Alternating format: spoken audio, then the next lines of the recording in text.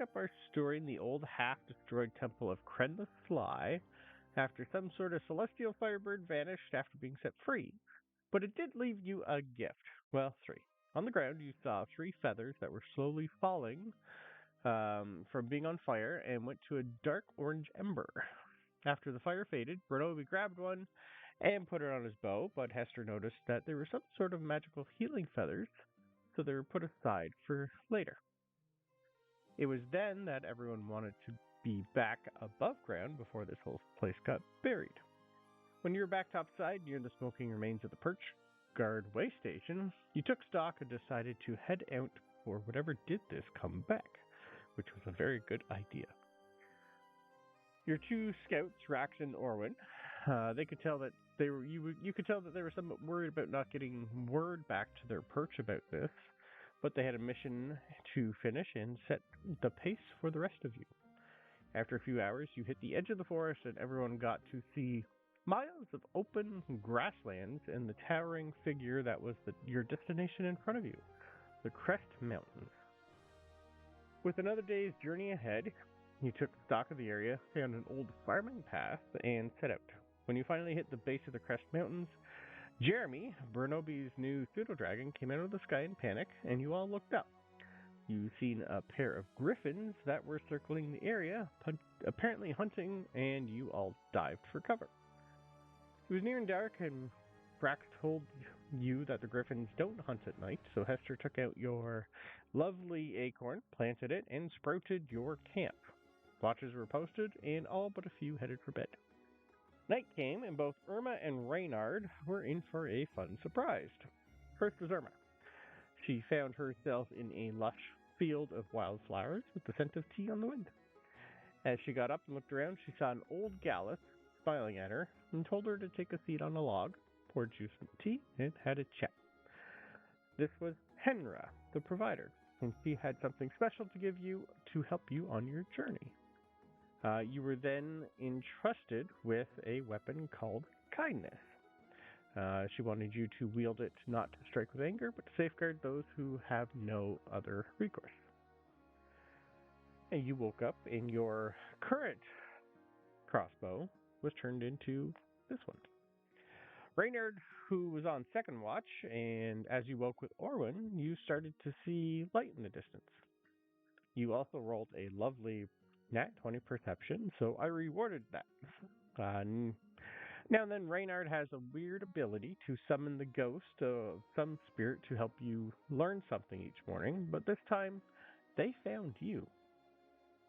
First you saw a few, then a few dozen, then a few hundred start floating through the trees at the base of the Crest Mountains. One in particular could tell that Reynard could see him and came closer. You then met Cervan Greybill, a Gallus perch guard who died a few weeks ago during one of his patrols in these parts. He was killed by one of the griffins you saw earlier. Cervan could tell that Reynard was special and offered to help him if he promised to do his best to find out why he and the rest of the ghosts around him are unable to pass to the other side. Something is keeping them here, and he wants it dealt with. Took Reynard a while to try and suss out what it was that Sir Varric was offering, but you did finally hold out your hand and nod. Sir Varric then smiled, took your hand, and you blacked out. The rest of the night was filled with visions and memories that were not yours. You saw and heard faces of people you never knew, yet somehow were starting to seem familiar. You and Sir Varric became one that night, and you awoke being gifted one level of fighter, expertise in stealth, and all of Sir Varric's memories and skills to be unlocked at a later date. Come morning, after your camp went back to being an acorn, you found an old track heading up the mountainside and set off. After an hour into the ascent, Skye decided it was a good time for a song, and to help speed things along, started to play and sing. She played extremely well, and sang so well that she caused an avalanche which buried Hester and Bubo, and everyone got one level of exhaustion, which is where we ended our session, and we are currently picking back. Oh, everybody got exhaustion. I thought it was only people that failed the whatever throw. I thought everybody failed their con save, did they not? I did a con save, and I think you all failed that also. Mine shows con save 13. Yep, then you failed your con save, which is why you have a level of exhaustion. Now, is that from the actual avalanche or the cold? The cold and just the ascent. Because I did have a couple hours conjured a weasel that was essentially sleeping around my neck. Yeah, it wasn't more the cold, it was just the ascent in the exertion of just climbing a mountain. Something you guys are not used to. Okay, just making sure. I was like, wait, where did that come from? Yep. Yeah, that was what the con save was for. You all had to hit. I can't remember it out of my original notes because I'm not home. But yeah, I'm pretty sure you all failed your con save. Yes. So, in front of you is a massive pile of snow with Hester and Bubo in it. What would you like to do? Find a way to start digging them out.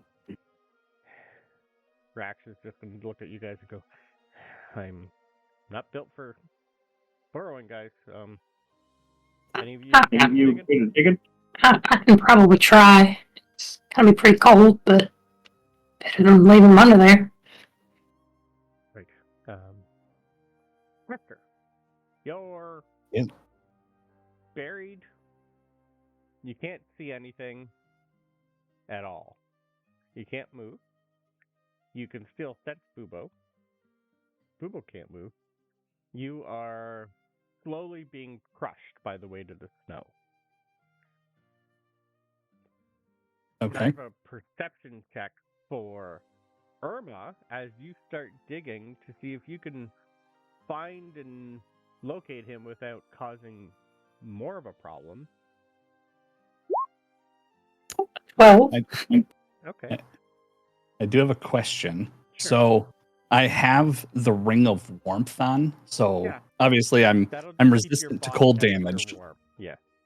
Okay, I didn't know if it would Melt slowly snow. start to melt. Okay, thought I would It ask. It doesn't radiate enough heat to start melting. That just basically keeps your internal core perfect. Okay, just wanted to make sure. Yeah. Can I have a either nature or survival roll, please, Irma?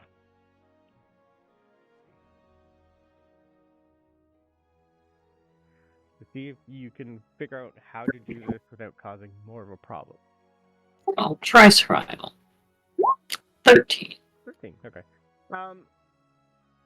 This is new territory for you, but you think you'd be able to get him out without causing too much. It looks like whatever caused the issue, it wasn't a big avalanche, but it was just enough that you'd be able to tell that you should be okay. So what would you like to do? What does this look like for the rest of the people as you try to... They've seen you go underground before, but not, like, dig straight before. What are you trying to do to make sure you don't, like, hurt yourself or anybody else?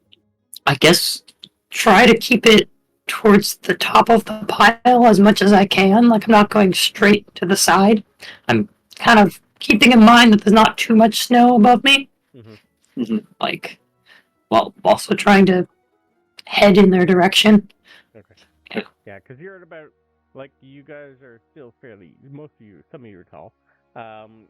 It's about 12 feet tall. That's currently, like, a massive just pile, just dumped on the path that you're on. The path itself is only about 8 feet wide, so you do have to be careful.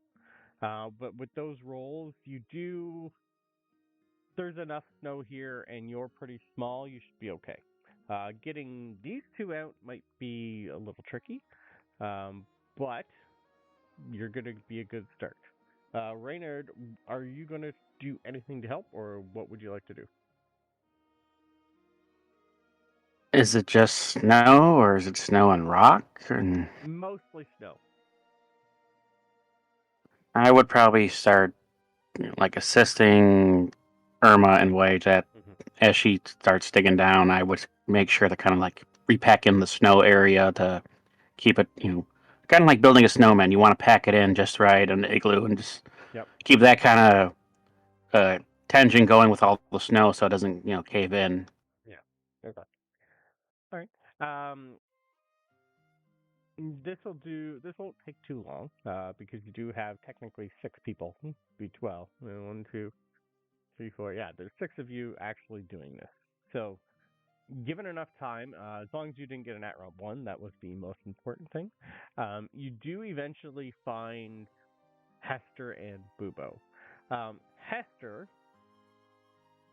what's this feeling for you as you can't move and crush? Like, what's going on inside your head?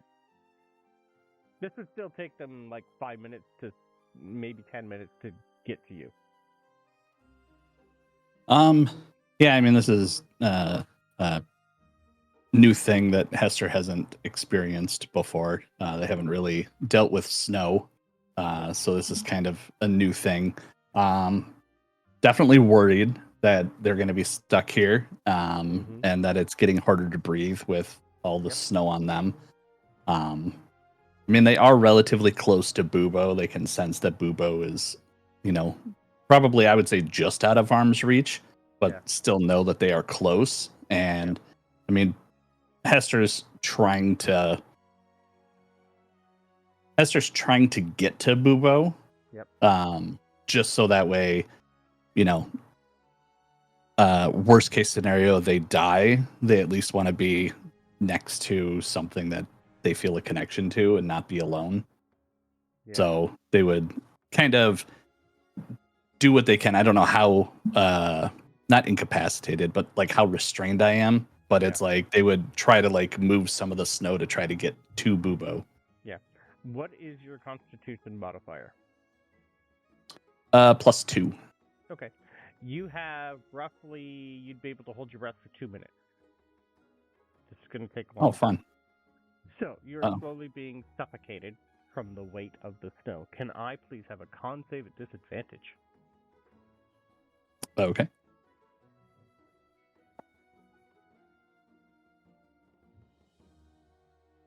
That's what I thought. 9. 9. Okay. My first roll was an 18. The second one was a 5. Okay. So do you have any spells that that you don't need somatic for? That's just verbal.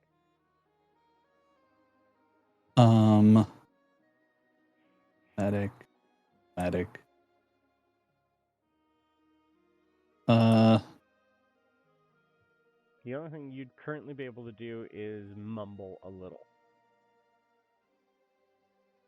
Yeah, the only thing that I have that is verbal, and that's it, is Fairy Fire. Okay. All right. That sounds good. Everything else is either somatic or verbal, and material. Yeah. Okay.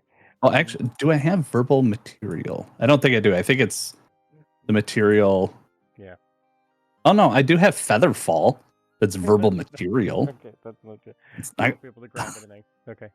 I can't grab my own feathers? What the hell? No, not currently where you are. Like, you're pretty much just stuck. There's too much. Gotcha. Snow weighs a lot of. So, what's it like to slowly suffocate that you can't breathe for Hester? It sucks. Nice. It's Yep. It's actually the most terrifying way to die, because you, like any other way that you're dying and everything, you understand why you're dying, and you know that you can't that it's difficult to overcome that in order to not die. Whereas with suffocation, it's like the air is right there, it's all around me, but I can't get to it, and it's terrifying that it's like, oh, if I go 2 feet to the left, I can live, but it's like I can't do that.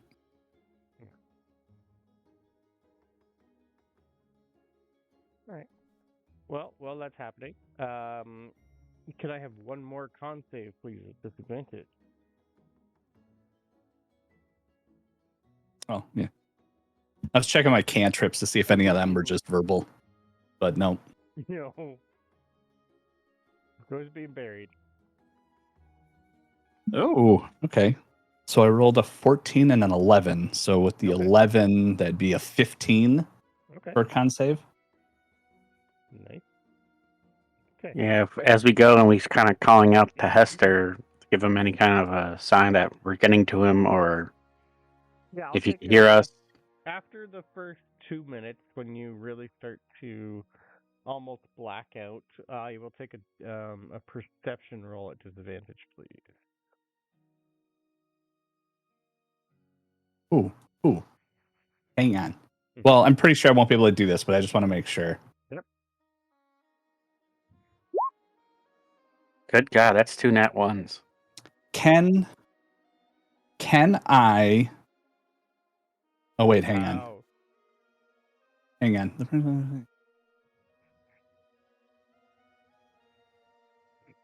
Oh, never mind. That's ridiculous. Well, So- it goes. I had a D&D session last night. I did roll 2 nat 20, so that pans out right now. Makes up for it. Nice. Like 1 in 400 chance. Pretty good. So, question. Uh-huh. I don't know if I could do this, if I'm reading it right or not, but it's, worth asking. Yep. Can I use my nest charm? Because it just has to be on the ground and there's technically ground around me and I just have to say something in order to activate it. So could I activate that and get shot 50 feet in the air? Technically, it hasn't recharged yet, I don't believe. Okay. You've only been not even 2 hours since you've woken up. That still needs to wait to be able to be used again. Oh, okay. Yeah, I misread that because it said that it resets at dawn. And so I was like, oh, okay, cool. It would be dusk. Yeah, it goes back. So at nighttime, because you used it at nighttime, it's like that thing's more of that's for at night, and then it resets during the day, but you can't use it again until night. So it's a little, because it's opposite. It's not like technically your spell, it's an actual item, so it's a little different that way. If you didn't use it one night, it would be more after you use it for 8 hours, it needs to still recharge from that. Okay, so technically, if I didn't use it last night to keep us safe from the griffins, I could use it now. Correct. To not die. Correct. Gotcha. Okay. Just thought I'd ask because all I had to do is say a word and it would activate. Yep. So, and I'm like, if that's all I have to do, you would still have I could do it that. in your hand, because if that would be in your pocket at the time or wherever you had it, that might hurt you. What hurt me? No, you're fine. Yeah. I mean, it just says that I have to place it on the ground and speak the command word. So, I mean... Yeah, you would have already had to have it in your hand because you can't currently get to any pocket. Yeah. Well, because I was thinking it's a charm, so it'd be like a necklace, and then I have to take that off to use it and everything. So I was like, if it's sitting here and the snow's all around me, it's on the ground. But then it's a matter of... Okay, I see how you're doing it. Yeah. Where I'm angled. Because, if I'm laying on my back and it activates, it's like I'm going 50 feet down. Yes. I was about to say that too. I'm like, wait, no, you shit yourself into the earth.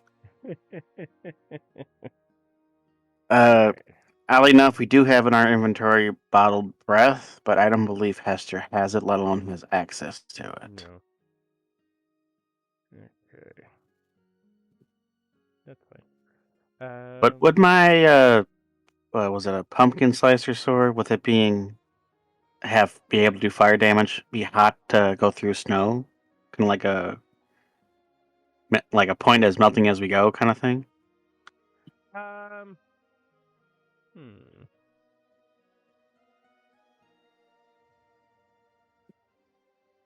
remember. Link that sword for just read the description for me again.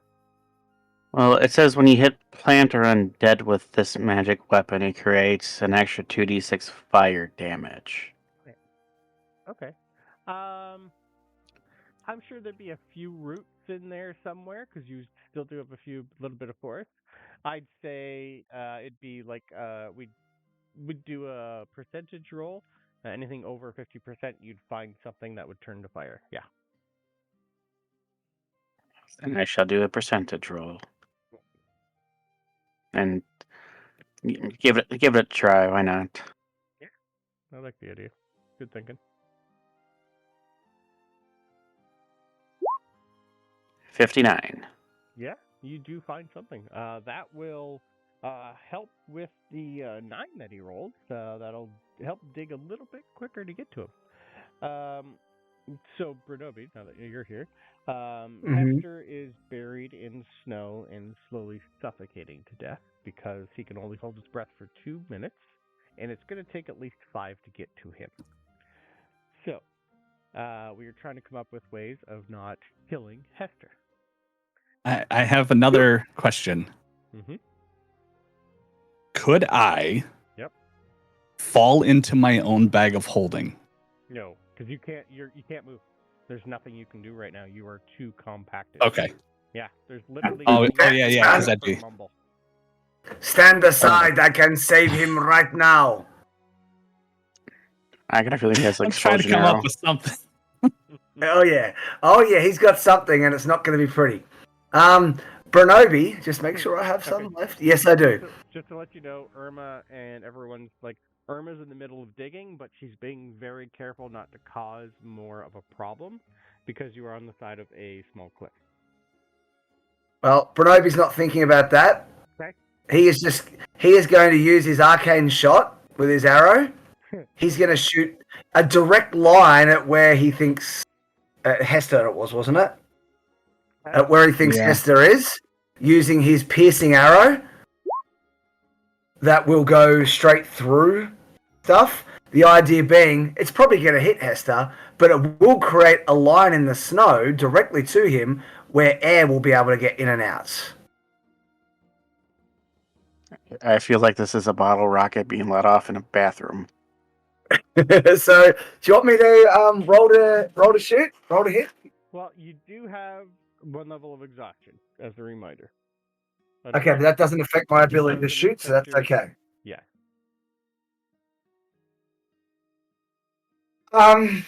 So how does a nat 1 sound?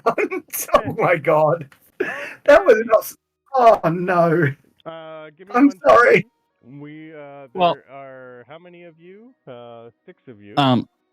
Well, hang on. I just want to point out, reading the description of piercing arrow here, it says the arrow passes harmlessly through objects, ignoring cover. So technically, this wouldn't create a tunnel for me to breathe.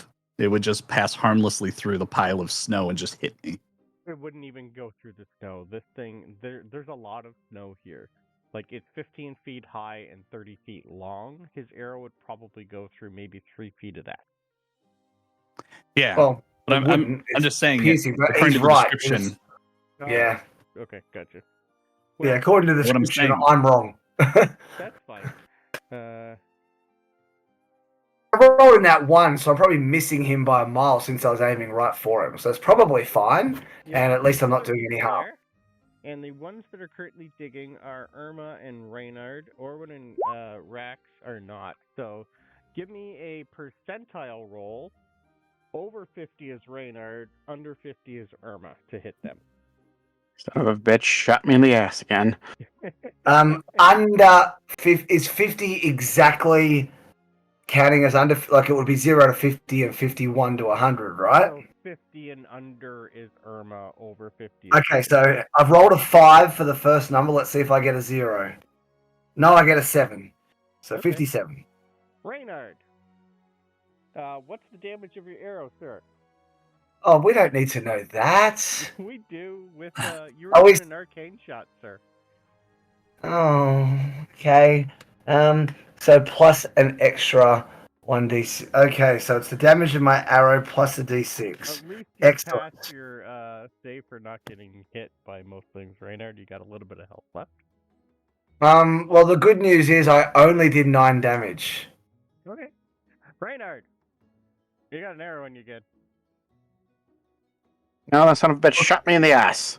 Okay, that did not work. Everyone move back even further this time. Get out of range. I have a better idea. And he shoots again once everyone moves out of the way. He quickly pushes Irma back and he does bursting arrow, doing that. Does not say anything about harmlessly. It's 10 feet, and you said he's further down than that potentially, so it's not going to hit him, but it will, I would imagine, clear 10 feet radius of, or 10 feet in maybe not radius, but 10 feet diameter of snow from around to get us a lot closer in the digging process. Okay. Right. Well. And I'm just aiming at the snow. It can even hit me if you want. I don't care, but it's just not. I figure it can't hit him or anyone else. Okay. Does this create any more sound? It doesn't seem to say so. Okay. It just says the energy detonates. There's no mention of sound. It's force damage, not thunder. So if it's force damage, it would still have to displace something and cause a problem. So. Like, where's the kaboom? There's supposed to be an earth-shattering kaboom. There should be at least some sort of explosion with that, I would assume, especially if it's doing force damage. Oh, come on, rules as written, Brandon. I don't see any mention of sound. Yep. Okay, that's fine. Tell me what this looks like, and I would love a perception roll at disadvantage to see if you can pinpoint if this is going to hit Hester or not, because you don't know exactly how. Oh, no, I don't. No, you do I don't, but it was worth a try. Okay. Disadvantage, I rolled really well and got a 9. Disadvantage perception check with a 9. How much damage does that do, sir? I believe it does 2d6 force damage to anything within 10 feet of it. Okay. So I guess that would be a 10-foot radius. Yeah. So, Hester. Yeah. You do. I rolled really crap. I rolled crap. Only three damage. Okay. Oh, well, that is good then. Because Hester doesn't have a lot of health left. Excellent. No, I don't. Yeah, Hester's almost dead. Same thing with Bubo. Yeah. Yeah, but suffocating, at least if you die from force, that's less bad than suffocation. Yeah. All right. So was I taking 3 damage? Is that what I heard? Yes. Well, assuming it hits you. Yeah. Bubo is taking 3 damage. So both me and Bubo take 3 damage? Yes, sir. Okay, quick question. Yep. Before Bubo dies, could I have Bubo try to shoot their nettle gun to see if it frees up some space for movement? Because it's mounted to them. It's not something that they have to grab. Were you in front of or behind Bubo? I don't know. It was a month ago. I can't remember where I specifically was. On Bubo? I don't think it... I don't think you were on him. I don't think I was on either. Do you think you would have? I think if anything... I think we were just literally standing next to each other. We hadn't started moving or anything like that when everything went down. So, but then obviously we got hit with the avalanche, so I don't know where I would have ended up in relation to Bubo. Okay, would you have done this within the first couple minutes or near the end? Probably near the end. It's not something Hester would think as like a first line thing. Like basically my thought process that I've been asking this whole time is kind of what Hester's thought process was going to be. It's like last ditch effort. Let's just start shooting shit. Let's see if that works. Okay. So what I want then, if you want him to shoot off his nettle gun because it's part of him, I'm okay with that. I would like just a straight attack roll from him, and then a percentile roll to see if he hits you. This is mean, Brandon. Mean! You're in the middle of an avalanche. That would have displaced where he currently was. Both of them have shifted tremendously. Oh, when I say it's mean, I think it's great. Keep going. Yeah. What would be my... He's been suffocating. I haven't had him roll on the madness table yet. That's coming next, sir. What would my 2-hit modifier be for the gun? Just whatever Bubo's attack roll is. Yeah. Okay. So for like the force empowered rend, Yeah, we'll just use the same attack Your bonus. Okay, your spell attack modifier to hit, so then that's a +4 to hit. Yeah. Okay. And just straight attack roll? Yep. Okay. That's not gonna do shit. So I rolled a 5, so that's a 9 to hit. Okay. It goes off. It just doesn't go anywhere. It just it's almost like the snow is compacting enough that it doesn't damage it. It just nothing really happens. A few things come out of it. Luckily for you, he doesn't immediately kill you, which is good. Yay! All Can right. I have you roll me a D100 as the last of your air is gone, and you're slowly starting to black out. Hey, just to check. So my bursting arrow, which moves everything away, like would move snow away from it, I would say, was enough it hit him and yet didn't move snow away from him to give him air to breathe. That doesn't make sense. We're having this happen at the same time. Oh, okay. So, okay. Because you were a little late, I didn't know how long you were going to be here, so we've already done totally 3 minutes of digging to try and find them. Okay. Yep. All right, my D100 roll, no joke, 69. Nice. Ooh. Give him a bonus for that, Brandon. I like that. So, this one actually works. You already have disadvantage on disability checks. You are starting to experience vivid hallucinations as you slowly black out. What are you seeing, sir? Short-term madness. Love it.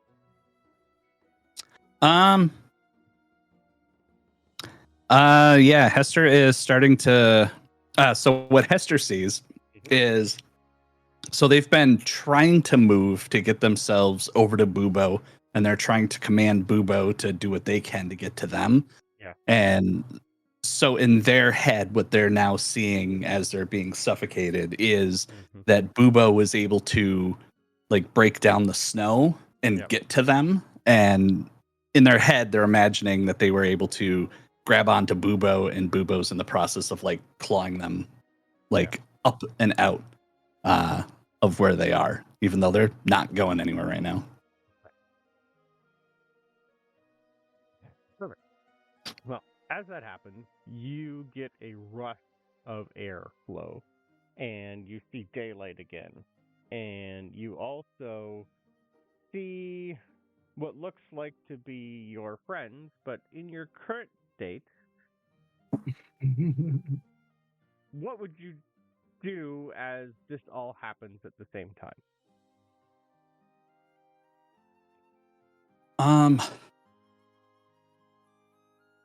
Would you think this is real at this moment? Yeah, I mean, Hester would be thinking, that, Bubo just saved them and whatnot. So they'd be, they would think that everything that is happening is real, regardless if it's actually real or not.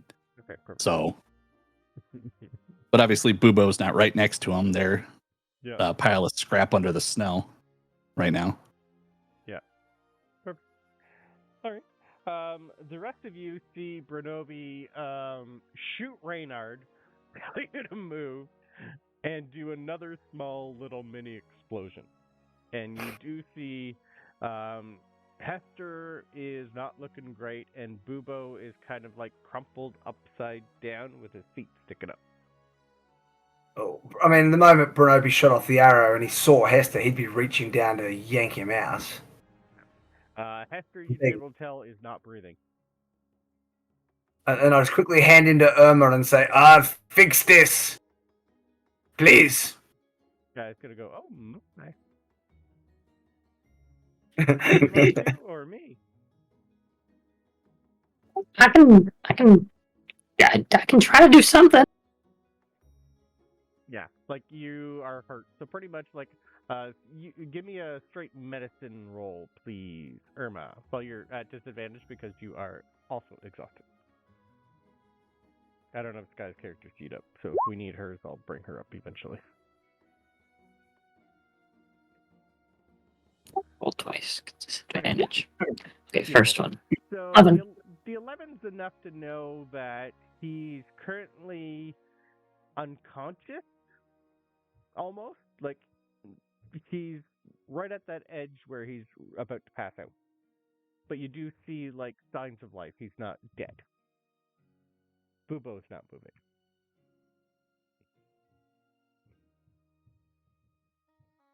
You would be able to tell with that if you, like, tossed him a heal at some point, Dad probably wake him up enough and get some air back into his lungs. Yeah, I'll probably just give him a heal, because that would probably help. Yeah. Nobody wants to give me mouth to mouth. I see how it is. Well, it's magical healing. It's going to do it all for you. Oh, gotcha. Yeah. This seems the most efficient. Just do Yeah, fair point. Perfect. Hester, That's 14 healing. Hester, you get 14 health back, and you take a good deep breath. That is not full of. Oh, I'm feeling fantastic. Yeah. So Hester, yeah, takes a deep breath and is like, "Oh, Bubo, we made it. We're good. We made it out. Everyone, Bubo got me out." Well, heavens to Betsy. Orwin and Rax are pretty much just looking around, and like they've got arrows knocked, and they're looking at the sky to make sure the griffins that are around this area are not currently coming down to attack you, because you did cause a little bit of a scene. I think it is time to move. Good job, Bubo, on getting him out. A shame Bubo had to die. R.I.P. Bubo.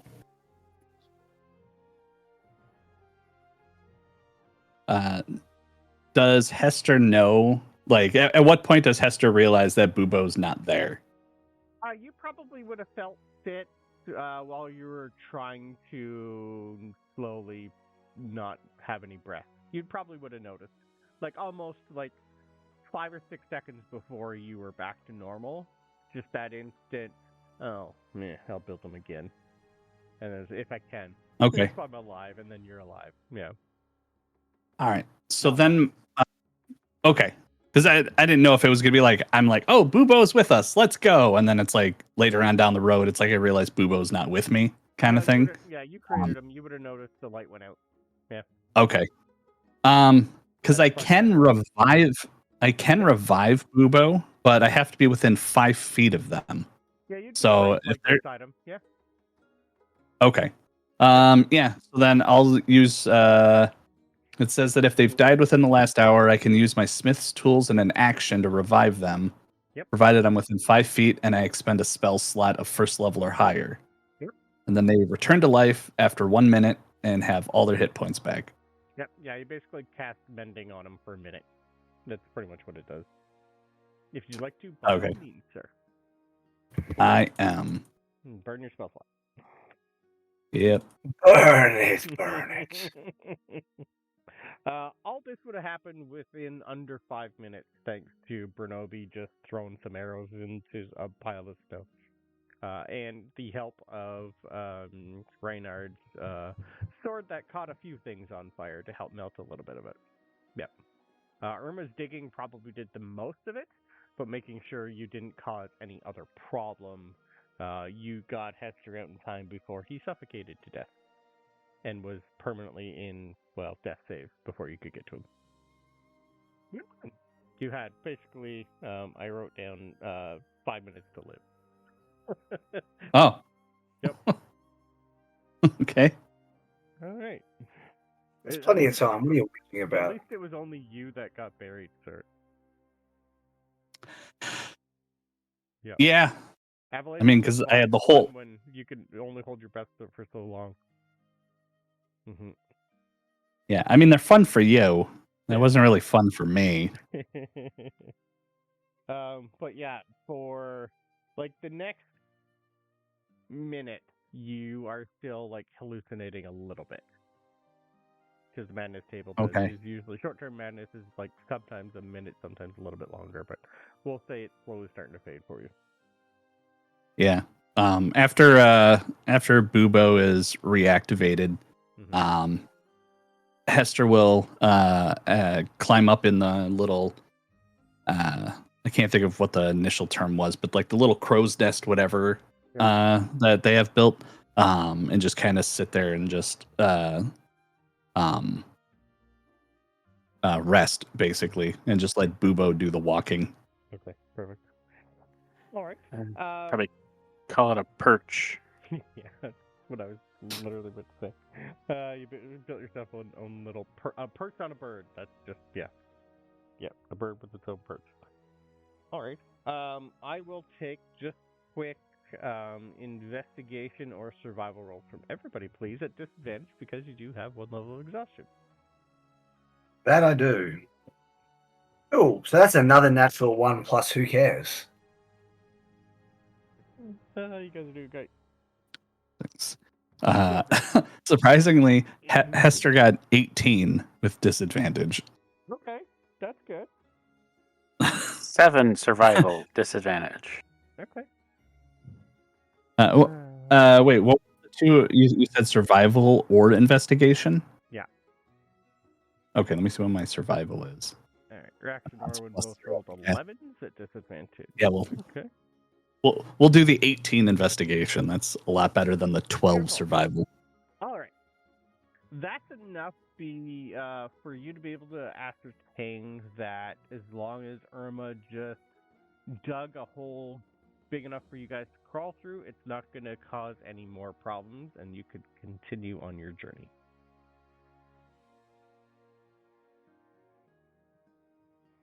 Cool. Oh, Huzzah. let's do that. So, Irma, you get to dig some more. You'd be able to dig like a big enough tunnel for everybody to squeeze through. Like a Dig a puppy. tunnel, dig a tunnel. Yeah, very cold in my hands. Yeah. Yeah, those claws are getting a little frostbit, but yeah. Yeah, perfect. All right. Well, you guys managed to save Hester, Bubo, and get yourselves out of a small avalanche that was caused by a very nice song. Perfect. All right. Who's on point? Taking the, do you want Orwin or Rax on point, or would anyone else like to be in the lead as you slowly climb the Crest Mountains again? Bronobi's always at the back. Also figuring he's big, he might catch little people that fall. Right. Are you doing anything with Jeremy, sending him scouting, or is he clutching onto your antlers? I think he's clutching onto me because we were a bit scared of the idea of griffins. Understood. Perfect. Cool. All right. Reynard will take point and have his wonderfully new pet weasel assist him. Nice. Did we have a name for the weasel yet?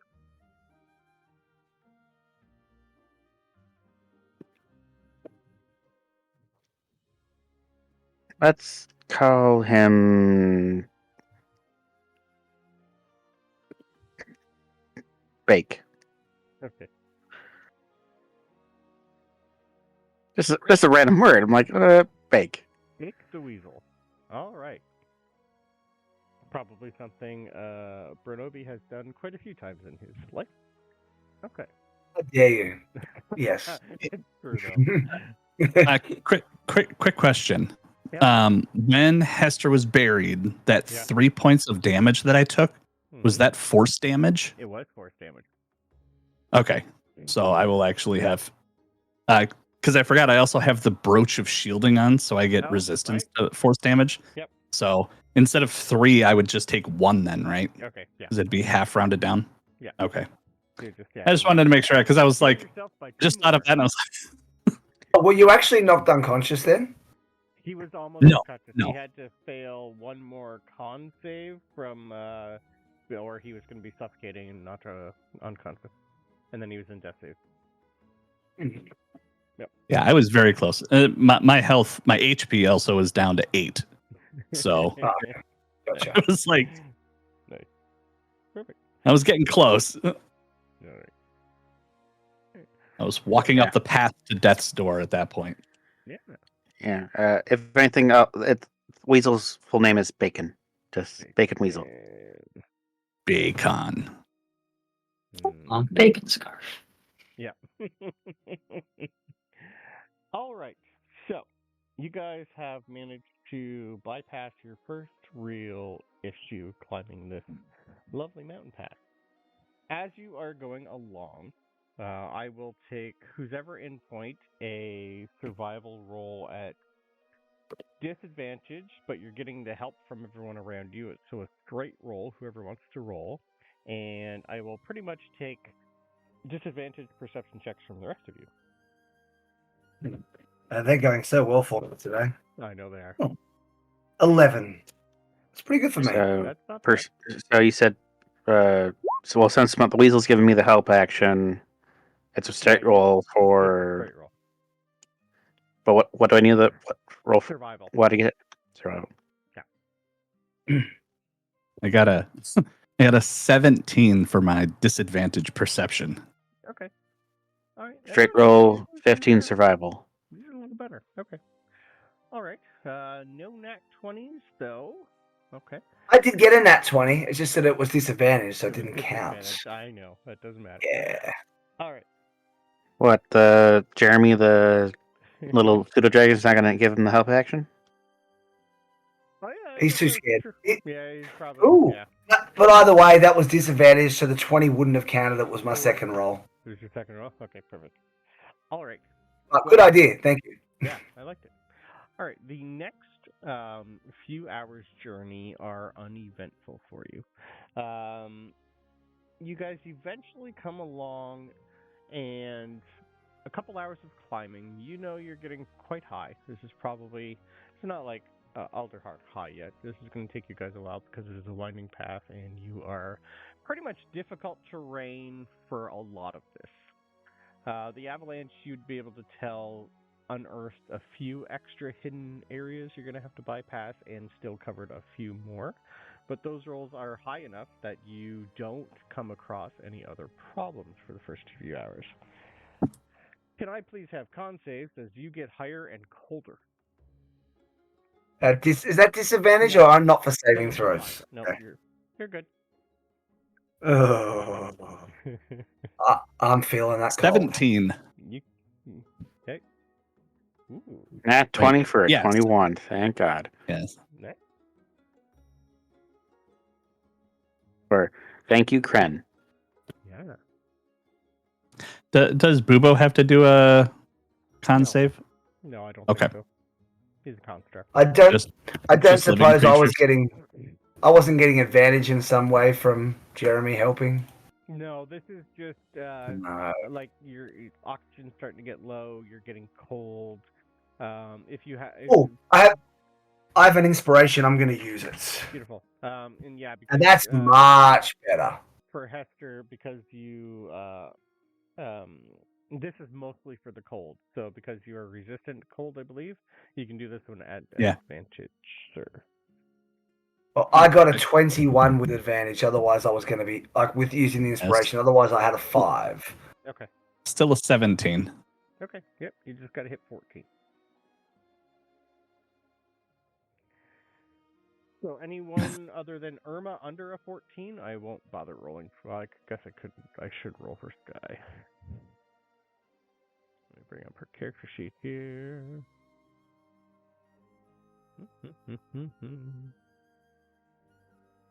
So Irma, another level of exhaustion, my dear.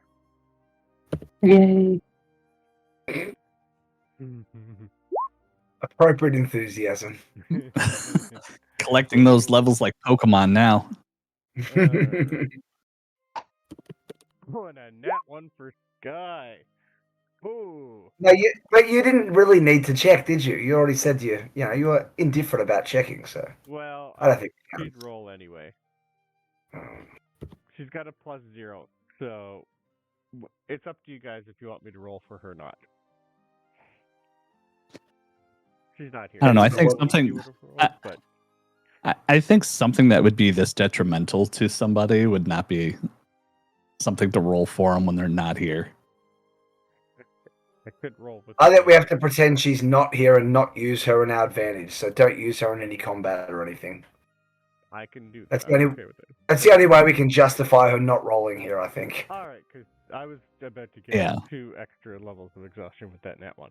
Okay. You have persuaded your DM to be kind. Perfect. I still need to roll for Rax and Orwin. Okay, well, that's... Okay. 2 levels of exhaustion for Rax and Orwin. Oddly enough, I would honestly would have said like no, because the wonderful songbird caused the avalanche. Let that black canary She did roll get the exhaustion. All right. So Orwin and Rax have 2 levels of exhaustion. Your scouts are not doing that great right now. Okay. What's on your guys' mind as you slowly climb up? Is there anywhere to hide and rest? Is there anything that can help us? 'Cause we're Possible in trouble. cave to Yeah. hunker down. Okay. So you would notice that Irma, Orwin, and Rack are lagging behind a little because they have half movement speed currently climbing up. Seems like this travel is starting to take a toll on the 3 of them. I will take lovely investigation or perception rolls, survival rolls, anything you can think of to roll to see if you can find anywhere to hunker down for a bit. I got a 17 at disadvantage on investigation. 17, that's pretty good. I do agree. And that one, Reynard. No. Aww. I can't see shit. The whiteness of the snow is messing me up where I can't properly see anything. I It's have a a disadvantage, 16. though, Ernie. Yeah, I did. Oh, you said perception? Perception, investigation, or survival. It's whatever you as your character would use to look for something. Still a yeah. 21. Yeah, That's pretty good. 16 for investigation. Okay. If anything, it's Reynard's taking point. He's getting hit by the wind, and there's snow in it. And he can't really. Ugh.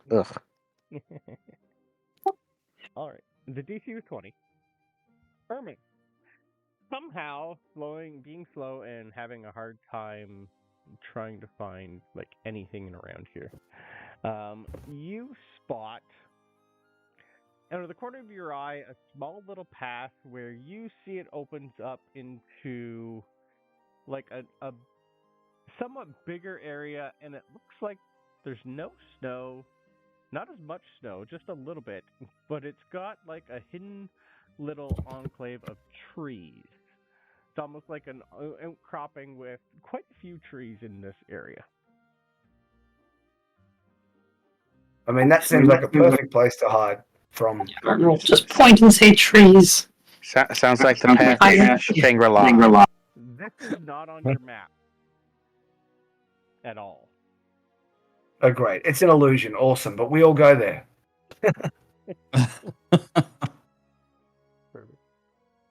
What could go wrong? We would. You guys all follow this other little path, and I will take straight. What's your passive perception? 9. 12. 18. Okay.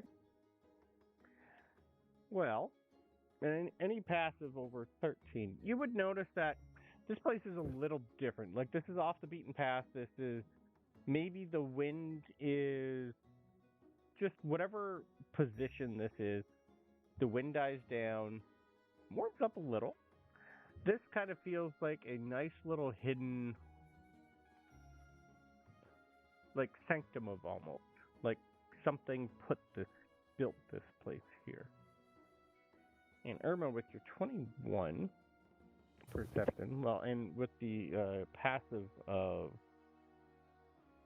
Reynard, you come across something you're not too sure exactly what it is. It is warm though. You are in so you basically have like a mountainside cliff and then trees in front of you. Not a lot of trees, but enough to ward off most things here, and it looks like it's a great place to camp. You do notice though, on the mountainside itself, what looks to be some sort of figure carved into the side of the mountain.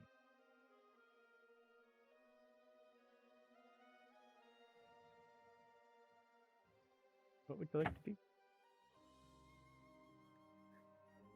It's about like 50 feet in front of you. And your perceptions, your passive would catch what sounds like running water. Just a trickle. Any particular animal that we can see that is that carving? You'd have to get closer. It's like you're walking up the side and you'd actually have to get in front of it to take a look at it. Poke the bear. Let's go. Let's go take a look at it. I mean, the DM. Stealthily. No, you had to hit a DC 20 to find this path. And you did. This wasn't going to happen if you didn't hit the DC.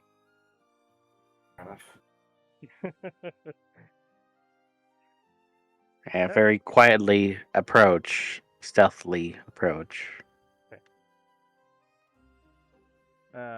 In front of you all, where did I put it?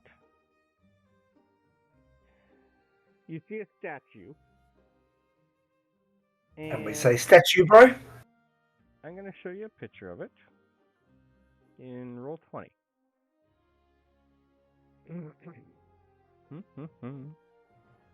Come on, Cthulhu. Come on, Tiamat. This is what you see carved into the side. That's enough. There is water coming out of it. It is Vecna riding Cthulhu. I will take Ooh. religion rolls, please, from everybody. Yeah, I'm actually disadvantage good at because that. of your exhaustion. Oh, well, I'm less good now. I know. There's another wasted nat 20, for goodness sake. 12. 7. 3. Forward. Wow. Okay. Should I have Skye roll for this one, or do you want me to not? No, she's not there. Otherwise, how can we justify you not giving the exhaustion? Beautiful. All right. Well, you don't know what it is, but there's a small inscription. Did any of you choose Sylvan? I have no languages at all, so can I say that yes, I have Sylvan? I'm okay with it. Yeah. This one's like a little weird because there's like bird speak. Each of the races have their own. And Sylvan was one of the options for Humblewood. Sure. Then let's go with that. It doesn't seem dodgy at all. It doesn't matter to me because I think Hedge uses the same alphabet, but I don't speak Sylvan itself. Okay. That's true too. Okay. So a couple of you would be able to see the description on the statue says the Veil of Thalara. Your religion rolls didn't figure anything out, though. I will type this out here for you. Bronobi would say, "What is the Veil of Thalara? Never heard of this." And Irma, being the only really religious person other than Skye here, you would be able to tell that this place is like some sort of old sacred site. Definitely religious, and part of the statue itself you would be able to tell has like an area where you could give an offering. If you would like. Well, this statue looks pretty. Shall we break it up and try and sell the parts? This is definitely druidic. I wouldn't do that. We could put an offering, and that might do Are something. you saying instead of making money from this, we should spend money for this? I mean, it could give you a blessing or something. That's worth something. If it's going to make me feel less exhausted than I currently am, then that sounds like a good idea. And Bronobi throws a gold coin at it. Well, the He carving... doesn't know how to do an offering. Okay. Does anyone else want to do anything? Think of that. I will let you know what you see. I will give you the description. So the stone stands over 60 feet tall, draped in ivory, moss, and flowering vines. It depicts a serene, motherly figure with closed eyes and flowing hair that transforms into ridges of rock and root.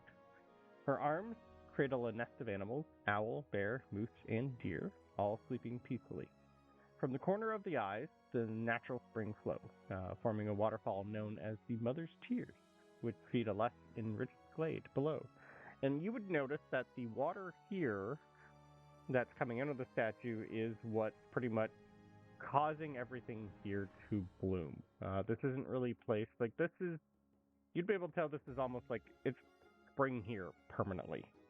Whatever wind and snow comes through here, it's not hard packed. This you could probably till if you wanted to. This is pretty much like perpetual spring in this area. Reynard will pass a coin into the water, a gold coin.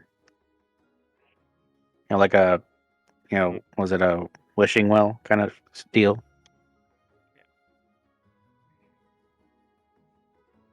Well, I don't feel any better, and I gave it a whole gold. Maybe I should grab it back. And he reaches down to grab it back.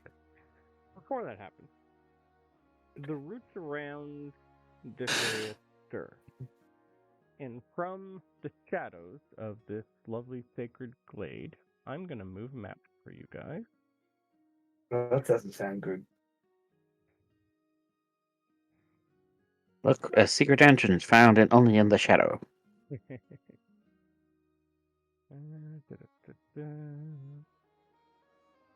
One second here to move you guys. Nope, pop this guy.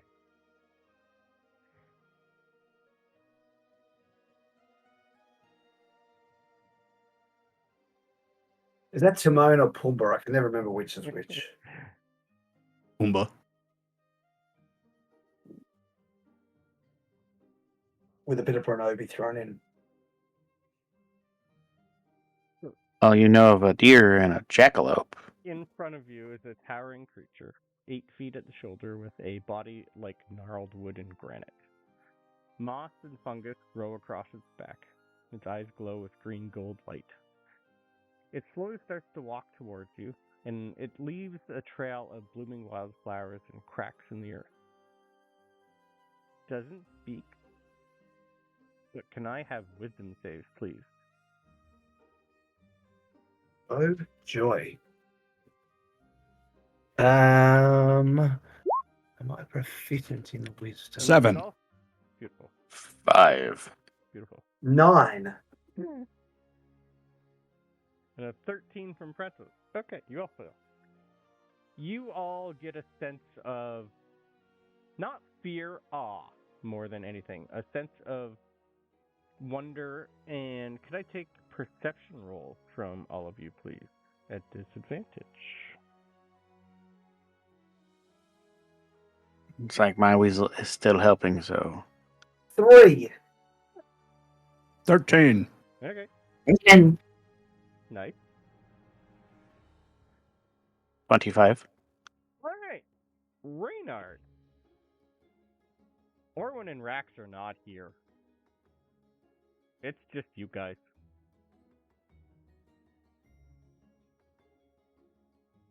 Seems somehow when you got closer, they are not here.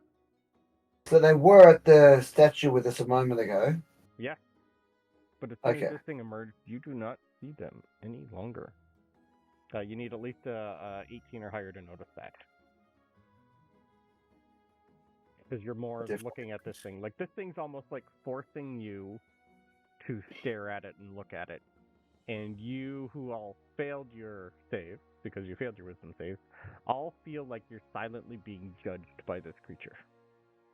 It also gives you the sense that, almost the same sense that the Firebird that you just helped gave you. that same sense Okay. of like some sort of worldly being that's not of this world. This is not something you've ever seen or heard of before. Well, does anyone else So- think this looks delicious? So there's no change in Hester because they always feel like they're being judged. They're a very anxious person. Yes. Bronobi Horne. This is all in your head. You're not seeing this creature speak. This is all in your head. Okay. The sound of this creature's voice seems like it's coming from the mountain. Like it is echoing, it is deep, it rumbles, and it like shakes your body to the core almost. Bronobi Horne. Always looking for a snack, are you? I never eat people that know my name. Assuming he can talk back in his mind. Yep. Or out loud. Actually, I don't think. Yeah, I think he would just say this out loud. Okay. Well, you five stand in the presence of Thalara, the Greenback Mother. She does not offer her secrets freely. To stand in her presence, one must prove balance, strength, respect, and restraint. When intruders or seekers enter the Vale uninvited, the roots stir, and I am her ancient guardian. My name is Thornhide. Can I please have history rolls at disadvantage from everybody, please? Mm. I love all Hey. these rolls at disadvantage. Well, that time you turned my 20 into a 10. Very rude. Ooh, 4. It's a 6. Okay. None of you have heard of this creature, sadly.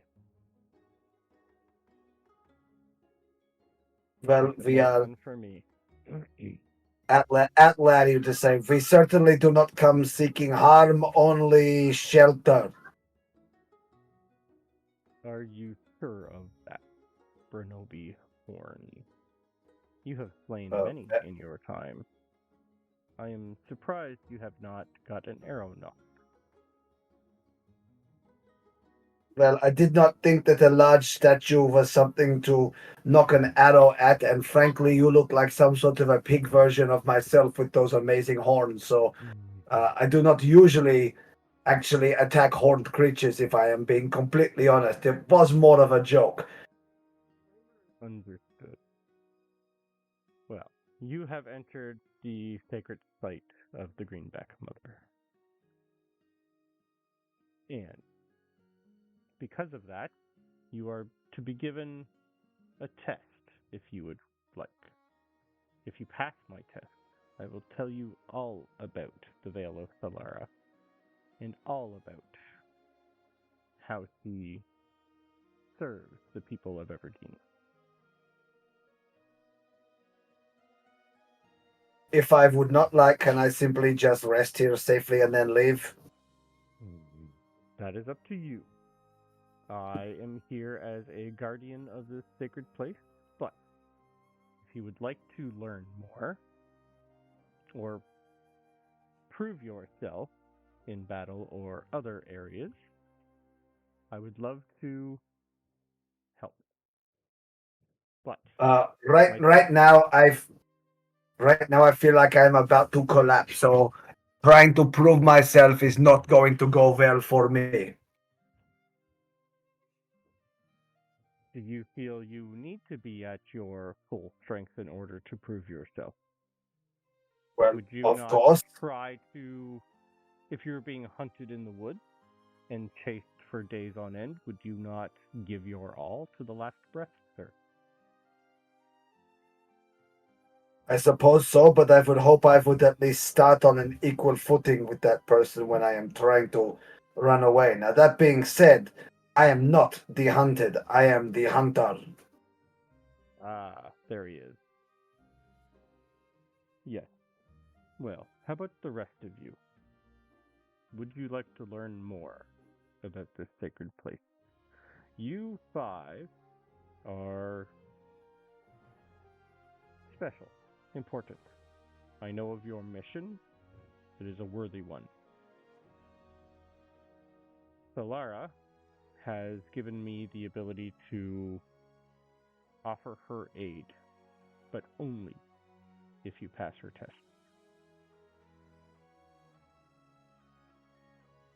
Ooh, that sounds like fun. I really like tests. Yes, I am aware. What about the rest? Is this going to be a math test? No.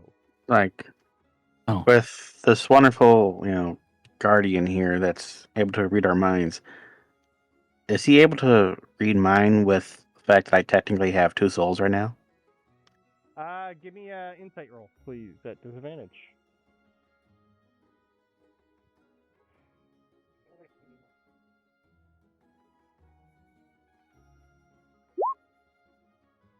Uh, 14's enough to suss out. Maybe not. It's hard to tell. You know he knows your name. Whether or not he knows everything about you, that's kind of hard to tell with a 14. He doesn't seem like he wants to attack you. But he's mad. Like, because I'm just wondering, it's like, okay, he knows about stuff about Bronobi, essentially, above table, he knows. But with me being of 2 minds right now, like, as far as I know, he's picking up, like, gibberish, essentially, just too much information. Yep. Are you saying your brain is a VPN? My brain is an Escher painting. Because of the Gallus soul that's in me with my character's actual soul. So I have so many freaking memories right now.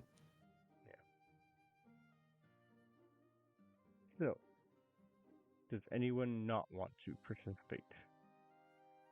Your 2 companions did not want to. And as you look around, you notice that Orwin and Rax are not here. I think Reynard's, his fighter to Gallus level would technically make him want to do this. Okay. If it, means to an end, justify, highly gotta do it, I believe he would. Okay. So, Do Reynard, we all need to pass, or will one of us passing be enough? if you would like to understand more about myself, Solara, and yourself, then yes, all of you. It's more of a individual work, group like yourselves. I think it's up to you. If you do not wish to, others can. They will still learn. It sounds like maybe there is no harm in trying.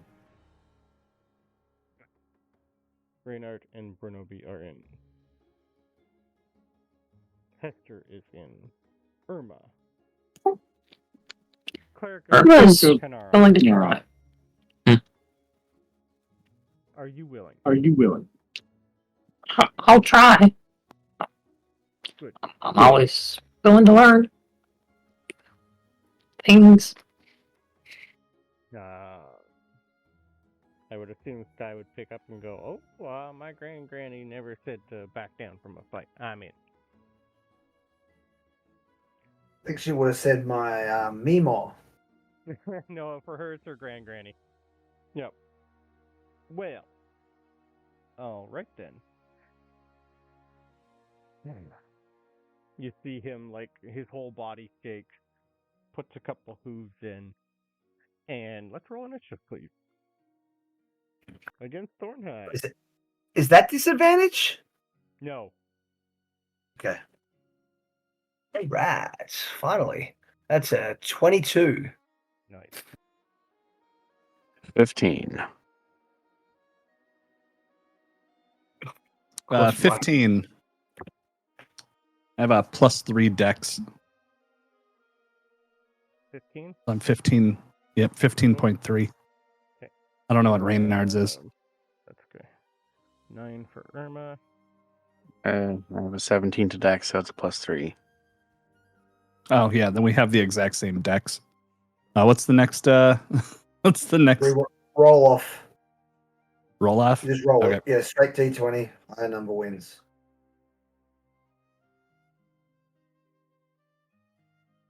All right, I got a 10. Okay. There it goes. All right. So 15.1. Perfect.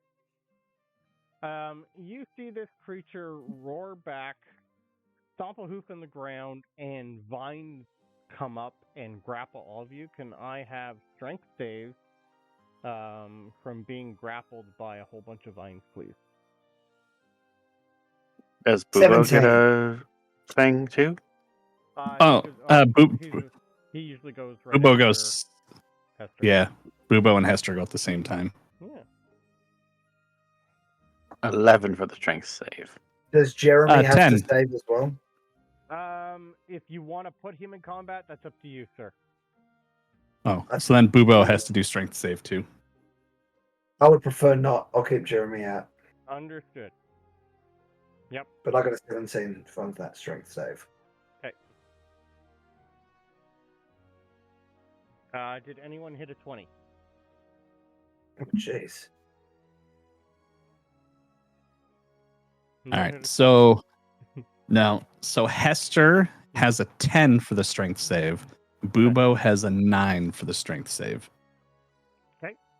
So you all fail are grappled, and you feel like your cells starting to get constricted, and you all take 4 piercing damage, please. Hester's gone.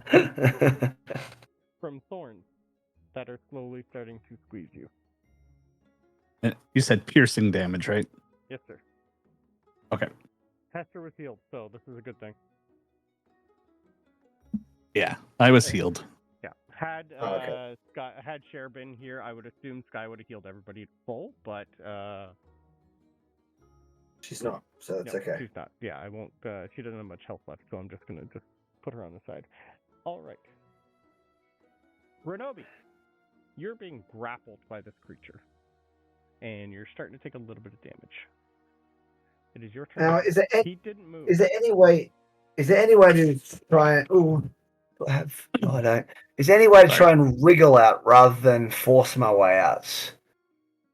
Could I try and duck down and slide underneath it? You're pretty much fully grappled. These things started to constrict you like a boa constrictor. So you tell me what you want to try. Well, I was trying to sort of wriggle my way out, basically, see if I could, rather than try and brute force it, hope that I could just sort of squeeze out. Okay. Sure. While this is all happening, because it's Bronobi's turn, as soon as you start to move, in your head alone, you hear, "Why do you fight, Bronobi Horne? What does life mean to you?" He just yells out, "It's better than dying!" What is more important, your skill, the kill, or survival? He doesn't have long to think about this, so he's just going to say, "Survival!"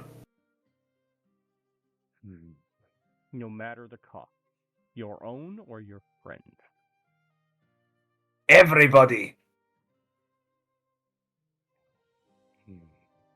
Everybody that counts. And who's that to you? Who's everybody for you? Is he not choking this long? No. Okay. I feel like I just should say incite that response of everybody. I'm like, you lying bastard. Yeah, that's why he said. Yeah. And then he said, "Everybody that counts." He yelled that out. Everybody that counts. That's all you guys hear. You're not hearing Thornhide's voice right now. He is speaking directly to Bronobi. He'd say, "Everybody who is not my enemy."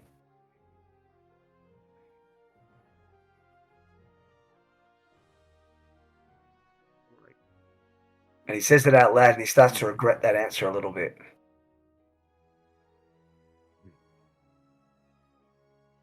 We will come back to you. Can I have whatever you want to do, just give me a roll, please. If you want to try and do like a straight acrobatics, if you're just trying to like slither out of it, I'll say give me a straight dexterity check. Yeah, well, dexterity was only a 17. Okay, all right. You are still grappled, sir. Next in line, Reynard.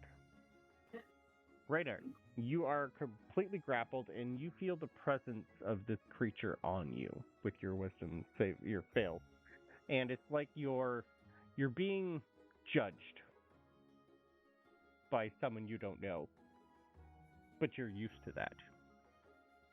What would you like to try and do to escape these thorns that are slowly starting to tear you apart? Pumpkin Slicer, because it's able to do damage to plants. Mm-hmm.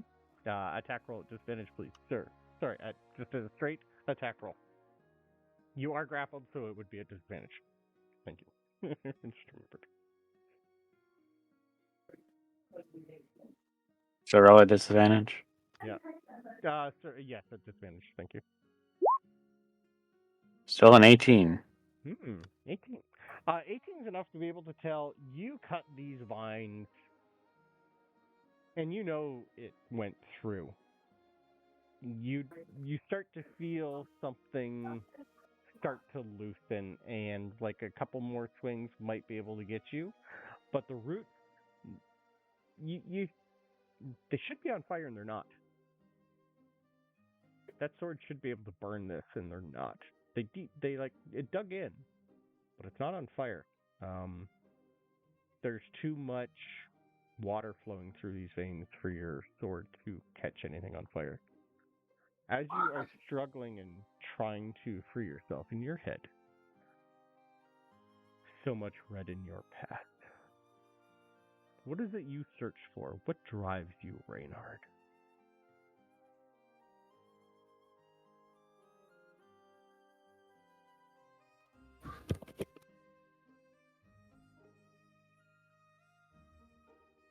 What drives you to keep fighting? If you're muted, I think, sir. I'm just trying to think of something to say. Okay, perfect. God damn, what's the hell with these questions? Yep. Like I said, you're being judged. There's different ways of fighting.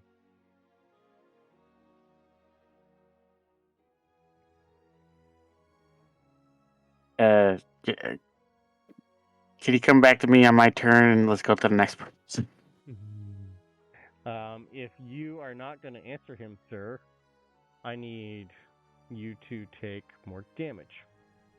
If you are unable to say anything, you are taking another 5 points of piercing damage, sir. And in your head again, you hear the same question.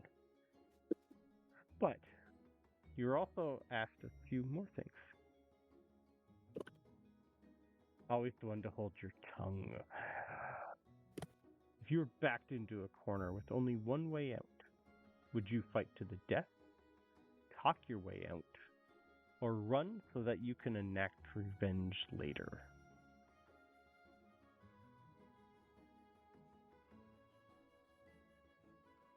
Being a sly fox that I am, I know for a fact I would initially talk my way out, then fight, then get revenge if possible. All three. That is why there is so much red in your past. You just don't know when to let go. What is more important to you? The job at hand, erasing your past, or looking ahead to the future?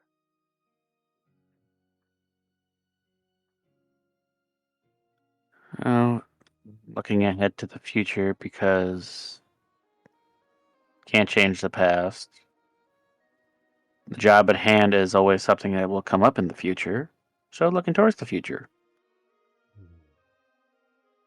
You feel the thorn slowly fade from you, sir. Hester. You're grappled, and thorns are piercing your skin. What would you like to do, sir? I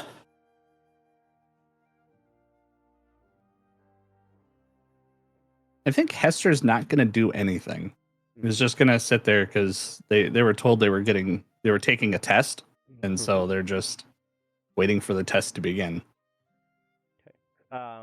Reynard, were all your answers in your head or out loud?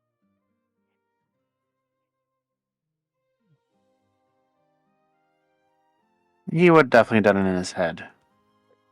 Because he would have been swiping away at the vines at the time. Beautiful. Hester Jakerock. You're an interesting one for sure. Why do you worry so much about your past?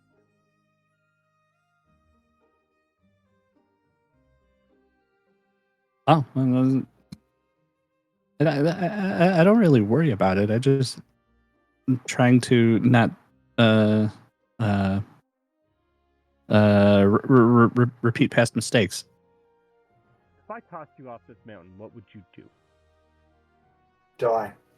Sorry. He's a bird folk, sir. I'd say, wee. I would prefer you didn't. It's quite a long way down. Would you think about what just happened, or would you act and do something about it? Oh, I would spread my wings and glide, and then think about what just happened. So I guess I would act first. Okay, good. What is more important to you? Magic, knowledge, or putting your past behind you so that you can move on? Artificers don't do magic. Yeah, it depends. It's a hit and miss, but yeah. They technically learn all their magic from the wizard table, so it is still technically magic. They just use tools to do it. Knowledge is most important to me. I like to learn. If given the chance of an endless sea of libraries or helping your friends with their mission, which would you choose? That's a difficult decision. I mean, I like learning, but I mean, the libraries will be there. My friends are in trouble right now and need help, so I would want to try to help my friends. Then when we're safe, I can always get the knowledge later. And what if saving your friends and helping them, the knowledge would never come to you? Would you still save them or help them? Yeah. Because I mean, I don't know the knowledge, so I don't know what I don't know. I wouldn't know what I didn't know and what I wouldn't have known.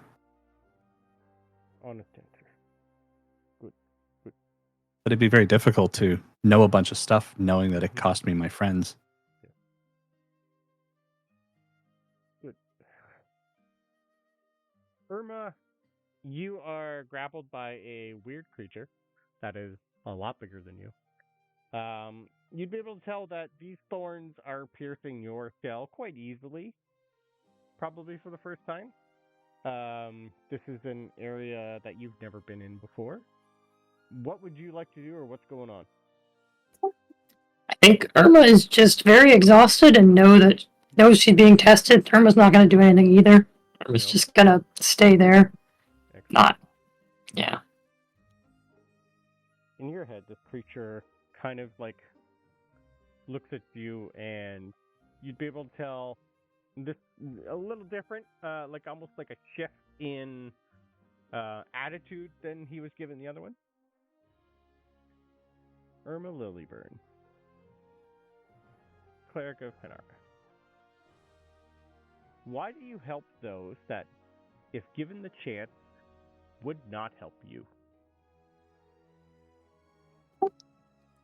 Well, I mean, it's just life's precious, and it's the right thing to do. I mean, I don't think there's much more to it than that. Do you have any personal life goals, Irma? Or do you just go where you're needed? If you were not needed, what would you be doing? I mean, I've never really thought much about what I'd want to do. It's kind of been what's been expected of me, and kind of what's needed. I'm not sure what I'd be doing on my own if I wasn't needed. Probably just find somebody else who needs me. An endless life of servitude and help. What is more important? Saving yourself, your friends, or Humblewood?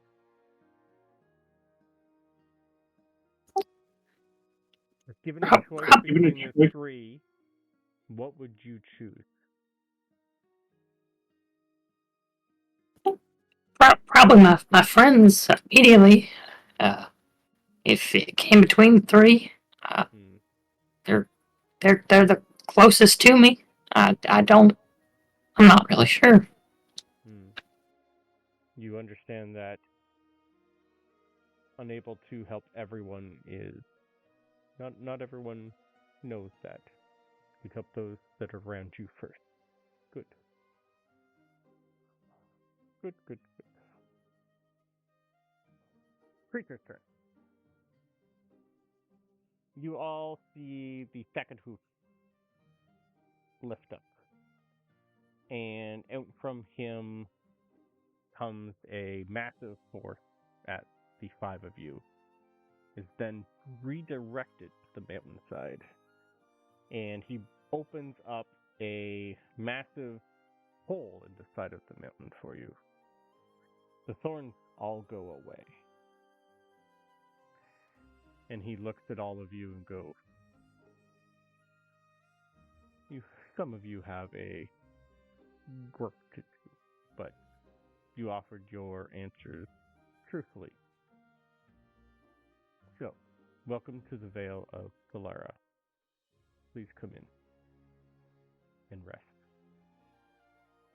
And after break, I will let you guys know what you see and what happens. So, after you all answer the questions, you're no longer grappled. The vines and thorns go back into the ground. And in front of you, the creature starts to walk towards it. And you'd be able to tell that there is sunlight inside this cave, or, well, this might be the actual Vale of Solara. And he just basically gestures with his snout for you to all go in. Bronobi waits and sees everyone else go in and see if they, suddenly burn up or get taken by vines or anything. Mm-hmm. In your head, you all hear, well, you have answered truthfully my question. And Solara thanks you. Please come in and rest, and I will tell you all about the first Amaranthian. Come. So inside... Does anyone actually follow? Irma will. Okay. Yeah, Hester is. Some warmth in there. Yeah. You're welcome to tell it no, but I only have 7 HP. I'm going inside. That's sure. No one had said yes was all, so I was just checking that. Okay. Yeah, I was dealing with a cat trying to eat my dice. But yes, Hester would go in because Hester still thinks there's a test going on. So it's like past the first step. Let's go into the second. Yeah, well then, once everyone else is in and not, exploding in a giant fireball as they walk in, Bronobi will go in too. Okay. All right. So as you guys walk through this lovely cliffside mountain, and the cave that was just immediately not created, but maybe an illusion dropped. It's hard to tell what he actually did. And as you walk through, written in writing, you will see it does say the Vale of Solara. And can I have religion rolls as you all walk through, please? As you all walk through the opening, you all... I assume these are disadvantage. No, as you all walk through the opening, you are immediately restored 1 level of exhaustion. Okay. 21. Just 1 level of exhaustion. If you have 2, you're now back to 1.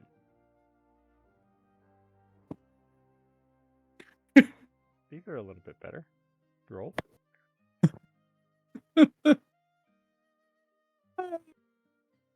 All right. Okay, so we just roll 1 die, right? I just want to make sure on that. Okay. So advantage somehow for religion. no, I got a 6. Okay. I rolled a 2. Understood. As you walk in, there is a sculpture of Ardea. That is like almost like her wings spread, showing you to like come in. And as you guys walk in, you are immediately given a sense of something changed in you. You feel refreshed almost. Not like you've had a full rest, but you feel something about your answers or something in you has shifted. If you all go to your feet and go to Homebrew, you can add the boon of Solara for passing her test. It basically gives you the lucky feat. I have no idea what you just said to go find, but so I'll just put down the lucky feat. You basically are granted the lucky feat, sir. Yes. And I'll just rename it Boon of Thalara, okay. Yeah. Where are we supposed to go on D&D Beyond? Go to feat and manage feat, where you can just manually add a feat. And if you have homebrews turned on, scroll all the way down to the bottom of the feats, and you should see Boon of Solara. If you don't have it, I will add it for you.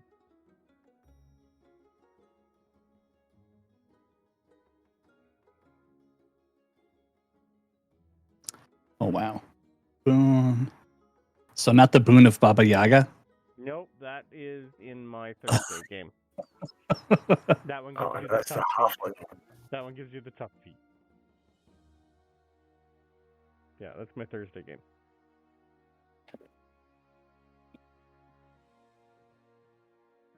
So it's as in this is the 3 times per day one? I think this one's 2. Oh. Yeah, it's for your based on your proficiency bonus. Mm-hmm. So it should be okay. now. Yeah. I get 3. You get 3 because you're 1 extra level. Don't worry, you guys are about to level when you wake up.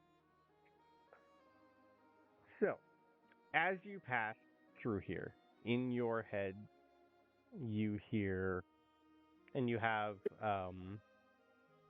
Thornhide following you. He's pretty much behind you. And as you guys walk in, he is going to, you're going to hear in the back of your head, he's basically going to tell you about this place. So, welcome to the Vale. Long before the first Cervan scampered beneath the brambles, before the Vulpin learned the ways of cunning, the Crest Mountains rose from the earth like the bones of the world. Towering and still, they watched over Humblewood as silent sentinels. Old folk say the mountains were once cold and cruel, bare stone, biting winds, and nothing more. But one spring, when the world was still new, a spirit walked among the peaks. Her name was Solara. I'm really sorry, I have to go. I'll be back in a sec. Sorry. Okay, you're fine. I'll type it up for you. So few dare to speak it aloud now. They call her the Greenback Mother. For where she passed, moss followed. Where she touched, wildflowers grew in stone. Solara wept for the barren heights, and from her tears came rivers that carved valleys, lakes that mirrored the moon, and roots that gripped the mountain's heights. It was she who planted the first trees on the cliffs, she who softened stone with soil, and she who whispered warmth into the frozen peak. It's said that the hawks of the crest still carry her breath in their wings.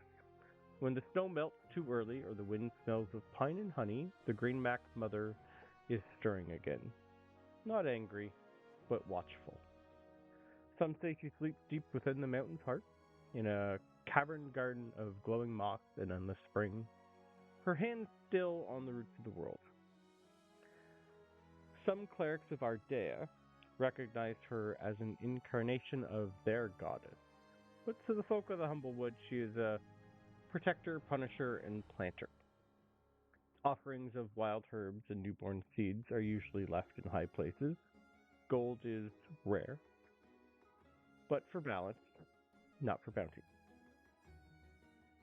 Those who defy nature or try to steal from the mountain soul, the cliffs remember and Thalara never forgets. She is the Amaranthian of fate. And this is her first dead. So please be welcome. As you come in, there is pretty much the same statue that you've seen outside. You'd be able to tell that maybe that was a illusion or image projected, because the actual one is in here at the bottom of the glaive. And I will take perception rolls, please, as you guys all come through.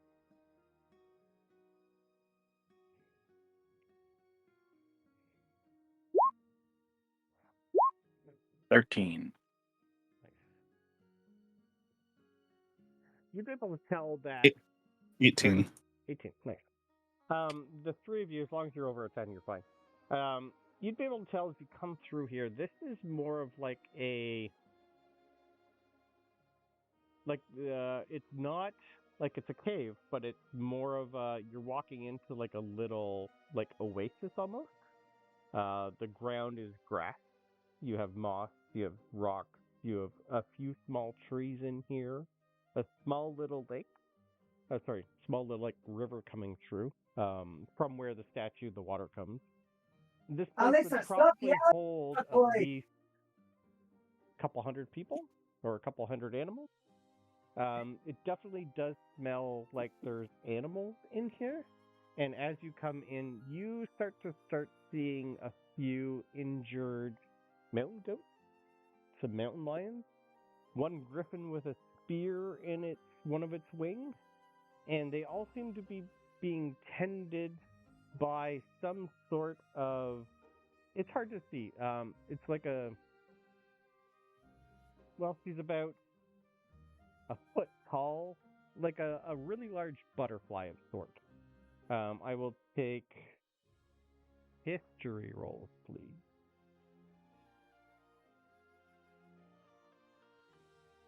21. Ooh, nice. 19. 19 as well. 16. She's definitely some sort of forest spirit. She's rarely seen, but you would know like she's some sort of fairy. They're seen in Humblewood from time to time in the forest, but it's like the sightings are more like ghost stories. And you'd be able to tell that these creatures probably should not be all in the same spot, but in the back of your head you hear Thornhide say, any injured creature who can reach the veil become docile, and they come here to heal. And Celestia over there is their help of sorts. You'd be able to see this fairy is like floating around and like pulling the spear out and just like mending the wounds. And you'd be able to tell that just by drinking from the water in here, it is healing these creatures slowly.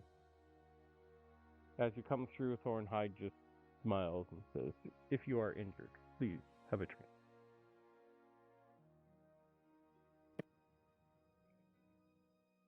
You are very nice and friendly to us now after almost trying to kill us a minute ago. You passed my test. So yes, you are welcome to stay. Had you failed your test, well, then you would have been deemed not worthy of the mission you are currently on. Bronobi's just glaring daggers at this guy. Not drinking or anything. Doesn't trust anything. Hester's taking a drink. Yeah. Whoever takes a drink, you can immediately get the benefits of a full rest. And level to 5. So does Bronobi see Bronobi? them obvious? Does Bronobi see them basically instantly get the effects of meth in their system? Kind of, yeah, you'd be able to tell that sitting here is like a very calming place. This is a place like, had you found this place, Bronobi, in a forest somewhere, you'd probably build a house or something near it. Yeah, this is definitely like a sanctuary of sorts. Well, seeing that, Bronobi would then, on the outside, he'd still glare, but on the inside, he'd be like, "Just do it, you stupid idiot," and just walk over and have a drink, but look really begrudging when he does it. Yeah. Because he's a really stubborn child. Beautiful. So, as you guys all take a lovely, refreshing drink, you feel rejuvenated, energetic. You feel like you really haven't climbed the mountain a lot. You haven't gone too far, but it still has been a trial to get here. You have learned a lot. You have, well, given up information that you've probably held to yourself for a long time. You spoke some truth that you probably have been holding back, and you have been awarded because of that. So, as you guys drink deep, heal yourselves, you can immediately level up. And within 5 or 6 minutes of like slowly looking around, taking stock of everything, can I please have wisdom save? No, sorry. Yeah, wisdom save. 13. Okay.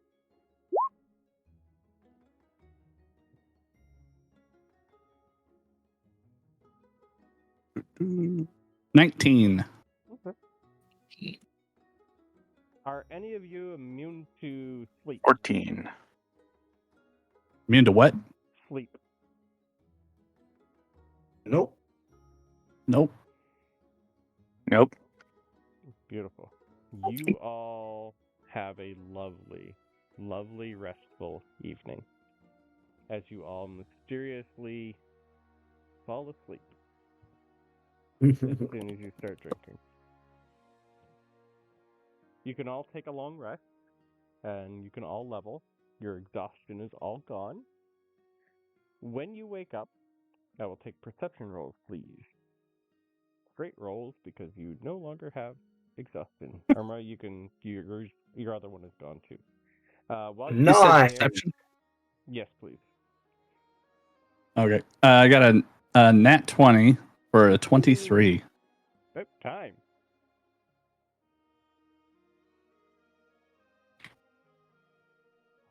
Okay.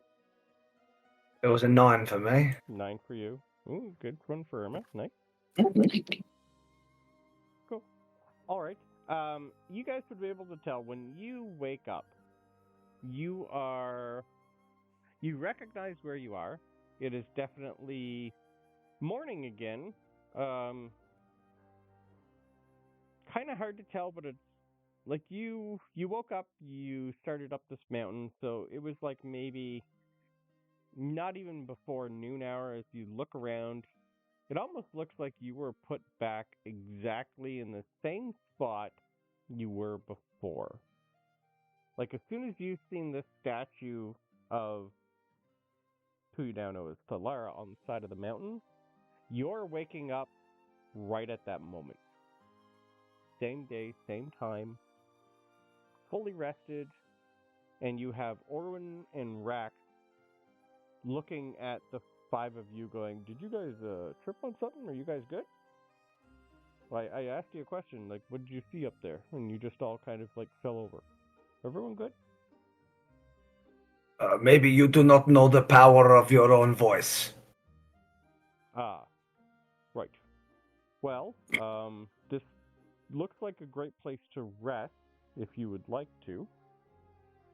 Or would you like to push on? Like, we're feeling pretty good, but it's up to you guys. Were they not having 2 levels of exhaustion? They'll have their 2 levels of exhaustion, sir.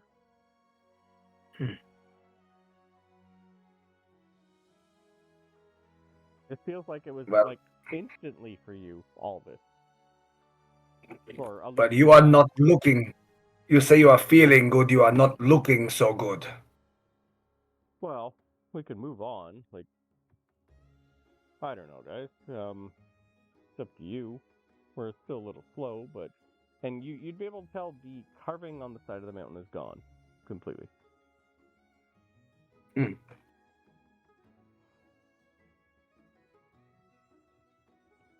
would you guys like to do? Well, To see if either of them would want to, and I rolled a 1 and a 2. It's like, nope, okay. I look around at the others and just shrug. Bronobi doesn't care about these 2. According to your answers, that is true. Yeah, they're not his enemies, though.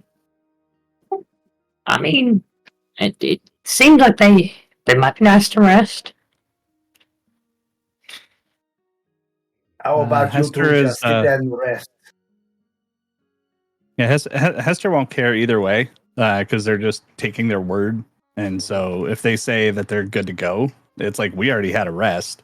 So it's like we're good to go too. So Hester's not very good at insight to tell that they're exhausted. Yeah. Carry on. Okay. We're going to be a little slow, but we will manage. We've done this. We've been in this situation, something like this before, but it's been a while. Right. Let's move on. I'm not sure I believe Cher and Irma being happy for them to continue. Skye would probably like almost pat them on the shoulder and go, "You guys are good. We'll get you through this. Don't you two fret." And worst comes to worst, we'll go for a couple more hours, and if we need to rest, we'll rest. And she's just gonna say, "Do you mind if we have a minute with these guys here for a sec? I don't know what just happened." She's basically wondering if you guys want to have a quick huddle with what just happened before you guys leave. She would definitely do that. I think that's a good idea. Horne and Raptor just go, we'll start. You guys catch up. I did not just imagine a whole bunch of shit happening, did I? Pig thing, No. and antlers like mine, drinking some strange liquid, vines and thorns. You can still taste the perfectly crystal clear water. So pretty much we all had a can of living death. Well, I'm not sure how that all happens in the space of about half a second, but I guess I am certainly feeling much better and chipper and hearty.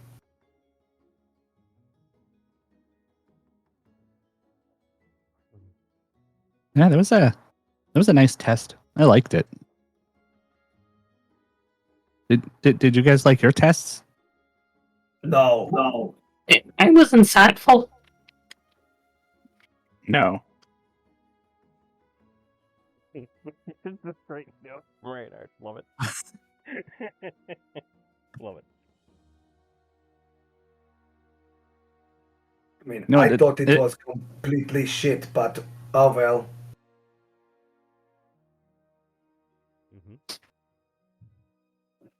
Yeah, I will ask, share her fun questions at the beginning of next session. Because hers are instant. And I really want to know her responses, and I want you guys to know her responses. So we'll start off with that. Nice. Yep. Perfect.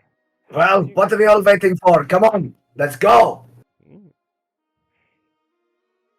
Okay.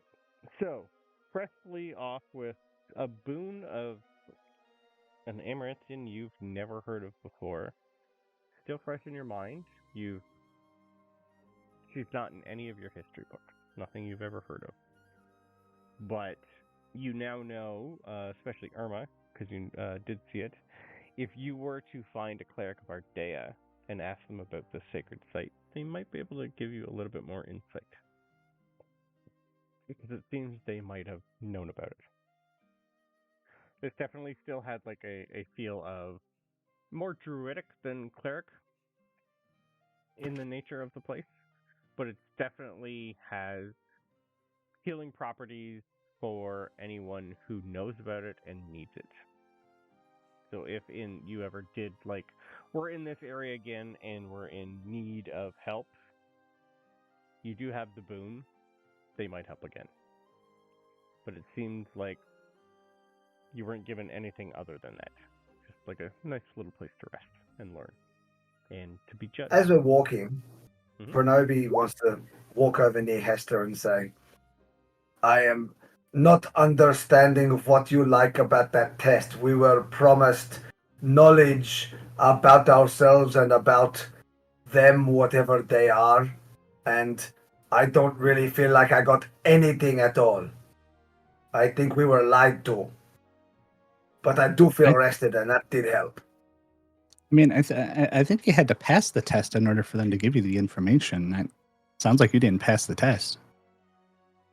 I found out that I value my friends here over knowledge, which I didn't realize. So you're saying that them giving us information was not at all, it was just simply learning what we already knew? Couldn't we just sit down for 1 minute and work that out for ourselves? I mean, if it was that simple, I mean, we would probably have done that by now. It's been weeks, and I just found that out. Bronobi is staring right at you like you're an alien. He doesn't understand any of the words that come out of your mouth because they don't make any sense.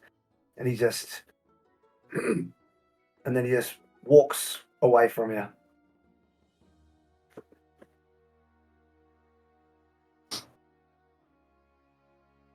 I'm assuming at some point, if Skye was here, she'd probably just put a hand on Bronobi's back and go, personal growth is rewarding in itself, sir. And Bronobi would answer something like that by saying, I'm tall enough already. I don't need more growth. This is true. Love it. Yeah. I'll let her figure out what her personal things are going to be, because it might change. So her and look on a few things. But yeah. Okay. Well, you guys all start back up the trail. You do realize that your scouts are a little bit slower, but they still are moving as quick as they can. What's their movement speed? Okay. Okay, not quick. Okay. They're down to 10 feet for each of them. That's okay. The rest of us are being stealthy then. Yes. So, if you are going stealthy, I will love some stealth rolls, please, people. I will roll these guys. Okay, they can at least roll good for stealth. Of course they can. I mean, it's not the most useful nat 20 I've ever rolled, but it still is a nat 20. I got a 19 and a 22 for these guys, so at least they're going stealthily. Is that Dirty a 20. disadvantage? Yeah. Yeah. Wow. That's good. They have a +7 for their stealth, so they did pretty good. I got 19. Okay, the nat 20 will help Irma back up. Beautiful. Well, in case it matters, that makes it 27. Okay, not too much. Let me do 2 quick I don't have actual dice. Let me just roll a couple straight d20s. Yeah, come on. D20, please. I need 2 of these. Oh, 13. Okay. All right. Perfect. Well, that'll help you guys a little. So that is plus. What do these guys have? As you guys are moving along and climbing up the mountain path, you all come face to face with what you now know is why there are griffins about. You come across... I'll move your map. You come across on one of your journeys where it's starting to... the trees are starting to really thin, and you're going to be going pretty much from here on out. It's pretty much going to be snow-covered terrain. But you come across a griffin nest on the side of the cliff where you guys are walking past. And thankfully, you can see the mother and father in the sky, but they did not see you with your stealth rolls. Thankfully to the nat 1 that I rolled. You do hear a little bit of chirping from a newborn griffin in the nest. And what sounds like... Actually, sorry, give me perception rolls. I forgot to do that. Your passes would catch most of that anyway. 17. Okay.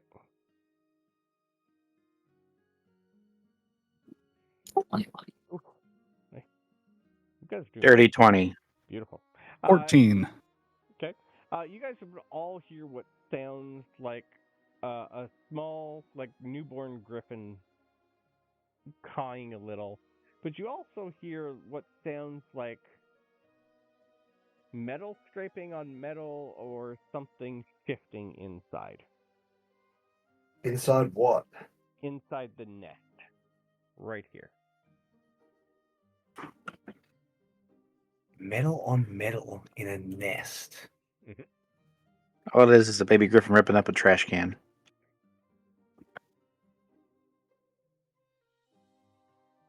I mean, I'd say quietly, as tempting as it is to get ourselves a pet griffin, I am thinking we are best off just keeping away from this. You could also have Jeremy take a quick look if you wanted, as a reminder, because you can look through his eyes. We absolutely could, but I will not be Okay. doing that. Beautiful. Just Well, not based on, unless people suggest it, but at the moment he does not think that's a good idea. Does anyone want to investigate? That's up to you. I'm not forcing it.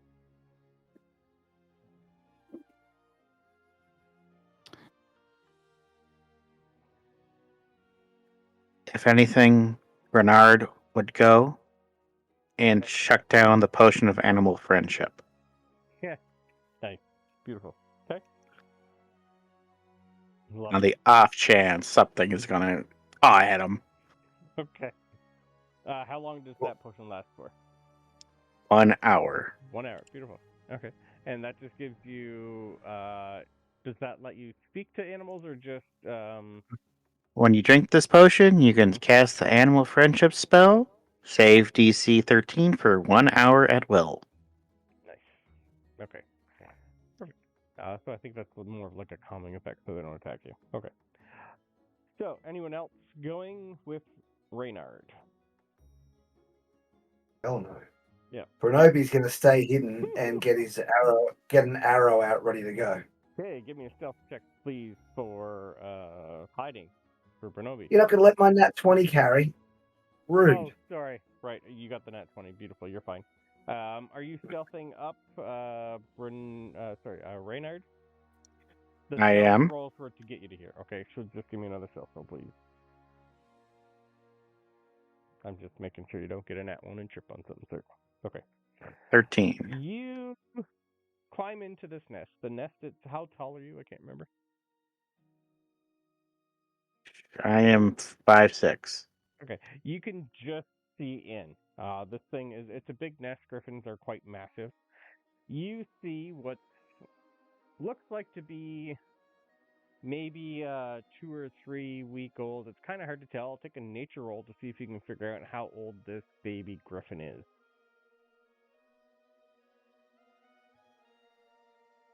11. Okay. At some point, it's been born in the last maybe months. It's kind of hard to tell with an 11. Baby griffins are not your forte, sir. Inside of it, you especially, thankfully you came up here, you see something that you recognize, but it's hard to tell. It's like, I've seen that before, but where have I seen that before? It's like, is that my, no. There's something in the back of your head that looks like there's something there. It's like, I recognize it, but I don't remember recognizing it. There's also a skeleton of a Gallus holding what looks to be a sword and shield with his fresh remains of Sir Garrick. Looks like this is where he ended his life, being fed to a newborn griffin. And all that's left of him is his sword and his shield. And a big old pile of chicken bones. That seemed to be your sword and shield, oddly enough. Well, I'm going to do the whole casting animal friendship on the animal. Okay. So I could get that stuff out. Yeah. You'd be able to tell it's not really doing too much other than, like, it's still fairly early. It's more looking to the sky at Mommy and Daddy, who thankfully rolled terrible perception rolls on you guys, or we were going to have a fun fight with Mommy and Daddy. And your stealth rolls were ridiculous. So, you pluck this sword and shield with quick ease, like you've had this. These belong to you, oddly enough, and you've never had them before in your life. The shield itself does have the crest of the perch guard on it. The sword is a short sword. I'm going to immediately put them in my bag of holding. Sure, he stabs the griffin with his. There's a baby griffin in there, and the remains of someone who's now part of you. Will the griffin fit in his bag of holding? I don't need the clawing at the bag. So technically it probably would, but it would suffocate in there. I have to like leave its head poking out. Yeah, money. I mean, it takes 10 minutes before it suffocates, so it's plenty of time. It's up to you if you want to carry a newborn and give it air every 10 minutes. Give it a straw. Just think. I don't know if Skye would allow it, but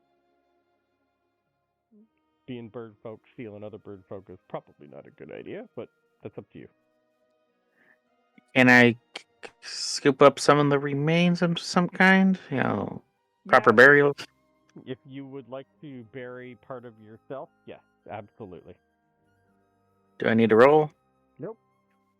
Nope, your stealth roll's enough to get you in and out, no problem at all, sir. And I'm going to scoop up the remains and put him, technically, my other me, in the bag. Okay, perfect. All right. If and when you decide to use those weapons or get them identified, let me know, and I will tell you what they both are. Probably as we get away from this area, I'll ask Hester to identify them. Okay. Well, you guys have successfully gotten rid of that combat. That was going to be a fun one. Angry mom and dad. So. Yeah, for you, probably not for us. Yeah, Griffins only CR2s, I think, but yeah, it could have been pretty fun. There's 2 or 3, I can't remember. But they're still Griffins. They can still pick you up and throw you off the side of the cliff. So, who's on point now? You'd be able to tell that Orwin and Rax, like, they know they're having a hard time here.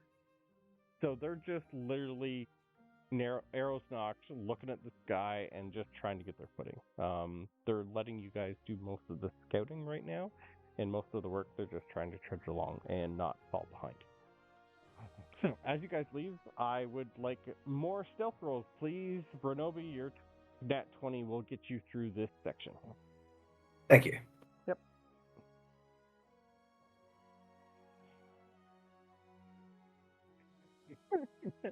With a net 1. Love it. Do you want me to roll Bubo? I forgot to ask on the last one. Yes, he is technically still an extra body, and he's beta metal. Okay, the net 20 is going to help Pretzel. Is it stealth roll? Yeah.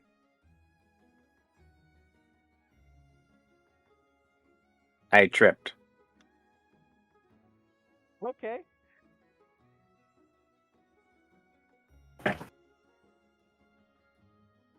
Did you just accidentally roll sleight of hand? Because that doesn't count. That does Oops. take sleight of hand, sir. Yes.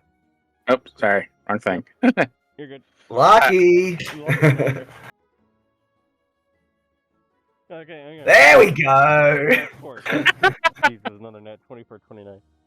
All right. Well, that will really, really up for you guys your average. I rolled a 17 and a 16 for the other two. So, yeah, okay. That will do the passive, and you're going to get by the griffins again on your way out. Okay, 2 net. Okay, all right. Well, I was hoping that one of you guys would really screw this up, and thankfully, a double 2 nat 20s gets rid of Irma's nat 1. So, and still good for Hester and Bubo. All right. So as you guys blink away from this cawing baby griffin and start climbing up your way to the mountain ranges, you're about probably pushing 5 or 6 hours into your journey skyward. I would love some more con saves, please, as you finally hit more cold air and nothing but snow from the future on. 18. Do I get advantage on this because of that ring of warmth? Yes. Okay. 11. You guys now feel somewhat that the boon you were given could technically maybe try and help you through this, if you would like to use one of your luck points. I got a 15 on my con save. Does You gotta hit Bubo need to do a con save?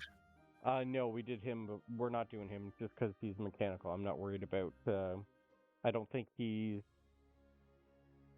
I can't remember for the Steel Defender if it matters for that.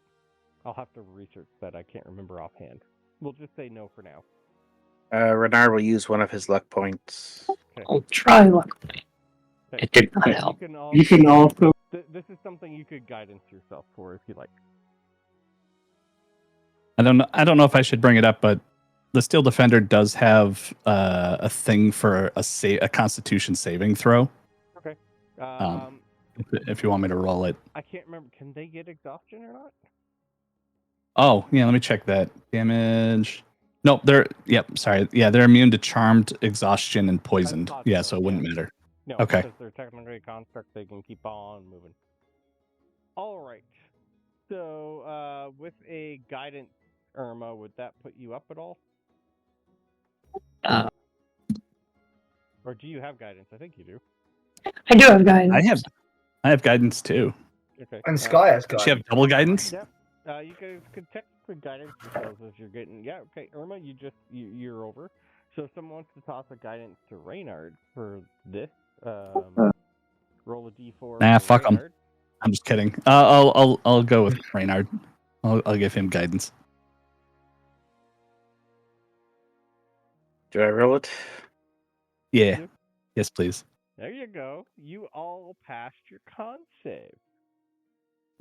So, Yay, 15. whatever happens to you're slowly starting to acclimate to this journey. And because you finally passed a con save, you're not going to have to do another one for at least 4 hours. So, what is the next 4-hour journey for you guys like as you go up? You're going to be able to tell with very soon. It's going to be, by the time it slowly starts to get dark on this side of the mountain, your two companions are slowly being haggard, and they definitely did not pass their con save again. So, You have 2 scouts that are slowly becoming useless. What would you like to do as you guys get more north on your first day of travel? Annoying that we're level 5 and we still don't have it, but we don't have anyone with Tiny Hut as a spell. That bites. What time of day is it right now? We'll say like 3 o'clock in the afternoon. Pushing towards like 4 to 5, and as you get higher, it's getting colder. Guys, as much as they are just people, we probably do need to keep them alive. So I think we need to find an opportunity to rest for them, make some sort of shelter. Soup time. I would love some survival rolls to see if you guys can find a lovely little spot to hide under the wind. I got a dirty 1. That's the dirtiest of dirty, sir. I think so. 18. 18. Nice. 9. Sorry, what are we rolling? Survival? 9. Nice. Hester or Irma, do either of you have mold earth? Nope. I don't think so. Okay. Irma, your survival roll was my DC. You come across an area of like loose packed dirt and what looks to be like not hard packed rock. You being you would know you could probably dig an area for everyone to hide in and have cover and be safe enough to rest and even probably make a fire. Yeah, Irma will point that out and then start digging, I guess. Yep. Yeah, this is something that's going to take you at least 10 to 15 minutes to clear enough space for everybody to get in and underground for the evening. Mold Earth would have just made it quicker. So you guys set about starting to... It's a little early for camp, but with your 2 scouts feeling a little under the weather, you definitely do need it. So what would you guys like to do? Is anyone taking watch, or are you just going to stay kind of under the radar, under the mountain for now? What would you like to do? Oh, Reynard would do the first watch at least. I mean, Booba would be on all watches. Is anyone going to stay topside, or are you just going to like be near the entrance of where she started to dig? Yeah, probably near the entrance. Probably got. I think we're pretty far from the Griffins now. We haven't seen them in a while. Yep. Okay, so Jeremy would be out, scouting around from above as well. Okay. Perfect. All right. Within like 20 minutes, half hour, Irma's got a nice little like den area carved out inside the mountain. It's pretty much just like hard packed dirt, so it would take you a little bit of time. You probably would have had to skirt around a little bit of rock and a little bit of root. But as you make this place, you being you, you'd know you'd need like a small area for a fire, so you'd build like a semi-little like area for the smoke to come out and start cooking everybody a lovely meal. Jeremy is out scouting. Can I have good old perception rolls for him, please? Actually, I have no idea what his perception is. I'm just looking that up. Wisdom is... Oh, I think he has a +1. And no, +3 to perception. Oh, man. He rolled an 8. An 8? What's his passive? Yeah. His passive is 13. Okay. But that doesn't matter because you asked me to roll. Yep, I know. I still wanted to... couldn't remember what it is. Alright, Jeremy sees a mountain. He doesn't really see any danger in the area that you're currently in. He also doesn't really see anyone in the area. The only thing with an 8 that he'd be able to tell is it's getting dark. Fair. Wow. Yeah. But you'd be able to tell that Rax and Orwin are like pretty much huddled down and like almost immediately asleep. They're not moving too quick. Because I've been rolling terrible for them. So, you guys know it's going to be more than probably 8 hours in here unless you want to travel at night. That's up to you.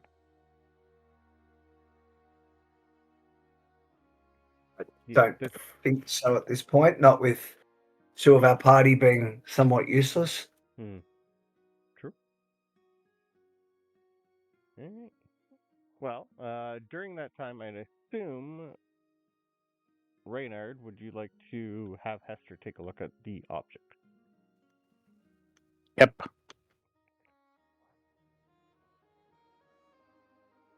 All right. I guess Hester will look at the objects. Okay.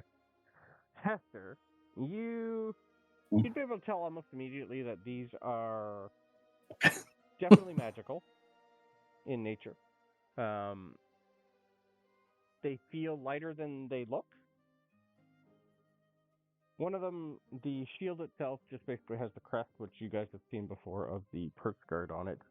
But it is very nicely made. The short sword itself is kind of looks like it was made of, like the hilt itself is almost like the same vine that was wrapping you guys up in, kind of has like the same thickness and feel to it. And along the blade, you see like intricate leaf work along the sword itself. And it eventually comes back that the short sword is called the short sword of the wood, and the shield is just a +1 shield.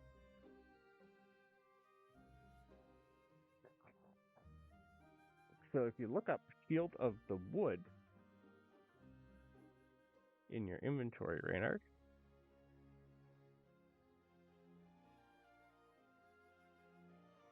it is a Humblewood actual weapon. I'll read you the description here in 1 sec.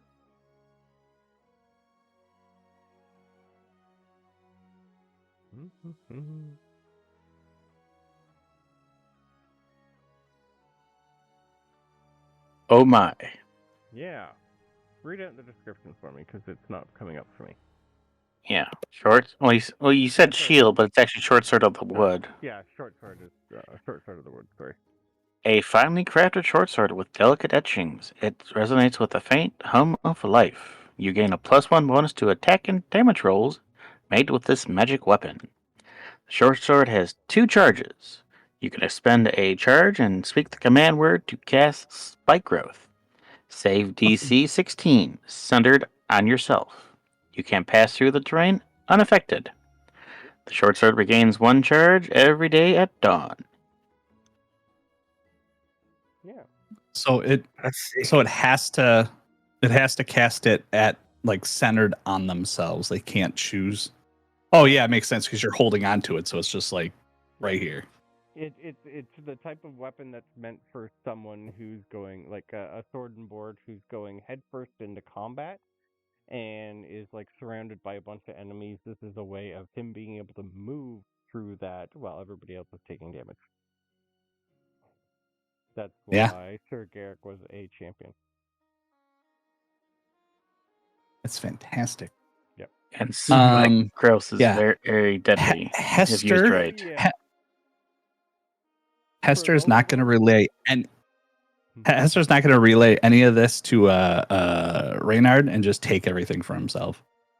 Be like, there's nothing special. I'm just kidding.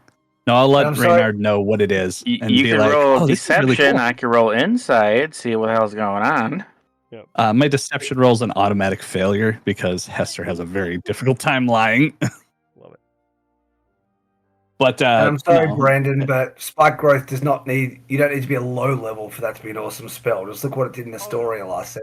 Well, yeah, no, I mean, like, low-level players who will have to bypass that usually don't survive a spike. Oh, yeah. They True. don't have the health for it. Yeah. Yeah. I in a different game that I played on Friday, I cast Spike Growth on a group of 20 kobolds that were attacking. Bye-bye, kobolds. Yeah, it was like a third of them died just by taking a couple of steps. Yep. It was like my favorite thing to do on my druid in my Friday game, because she's a shepherd druid, she casts plant growth first, and then spike growth under the plant growth, so they can't see it. yeah. So they're difficult terrain. They have every 5 feet of movement they do, it's only 1 foot. So to run through, it's almost quadruple damage because of their speed reduced. It is so much fun. Yeah. It's a deadly combo. But yeah, Reynard, when you get this weapon, and even the shield, you've never probably held a shield in your life. This fits somehow. It's not really sized for you, because Sir Garrick was a lot bigger and beefier. But you know how to use it, oddly enough. And there's something in the back of your head saying, I've used this before. And the sword is very nice. Feels like you've been missing it.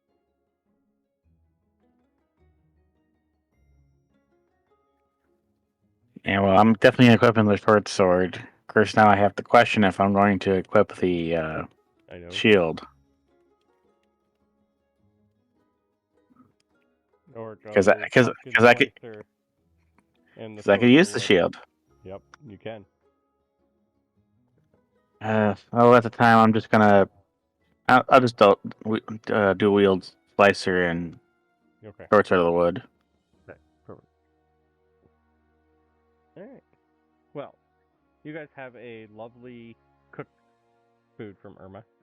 Are you using your channel divinity? I can't remember if that gives any additional stuff. What was it again? Or are you just cooking for just cooking? Sorry, what? Were you using your channel divinity, Hearth? I guess I might as well.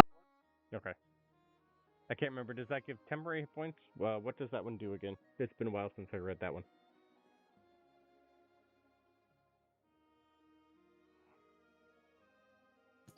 Created the it's well, I think it creates 3 food items that does extra healing, yeah. And then can remove frightened or poison condition. So it would provide extra healing. I couldn't remember if that he did exhaustion or not. I don't think it does. Yeah, so spending 20 minutes, you can create 3 food items. They'll last up to 8 items, or at the end of the rest, and will never spoil eating the food. So yeah, you guys are already still full health, so that's fine. It would have healed you 2d4 plus 5, and removed frightened or poison condition. Beautiful. Yeah, but I don't think it does exhaustion. So no, it doesn't do exhaustion, but that's fine. They're gonna get at least a long rest in, so that'll put them to 2 levels of exhaustion when we come back next session. That was fun. And no one has lesser restoration, because doesn't that remove exhaustion? Ooh, Yeah, two level 5 clerics. let me look at Skye's character. I don't think it does. It removes blinded, deafened, paralyzed, or poisoned. Yeah, it's greater restoration that gets rid of exhaustion. Well, that but. Yep. Gotta roll better. You're the one rolling, Brandon. I know. Well, maybe switch to non-digital dice? I don't know. Maybe. I don't know. Well, we'll figure it out. But yeah, that's I think a good place to end for us today. And we will wake up and have Skye's story next time. because she might learn a few more things that she'll see at nighttime, which will kind of work. It'll work out for us. And then we can climb more up the mountainside and head towards the good old bandit hideout. Even though it's called Short Sword of the Woods, I would think my Gallows memories would have gave it a name, so I'm going to name it Blackthorn. Yeah, I was trying to come up with a name for it, but I didn't have when I first realized Skye wasn't going to be here. I just quickly put that part together. Because oddly enough, blackthorn bushes Yep. that are really big spiked parts on it. I'm like, that's perfect. Beautiful. So Blackthorn, Sword of the Wood. We'll say it has been passed down in his family's for generations, so it is part of the Jakerock line. Cool. Well, thanks, guys. That was fun.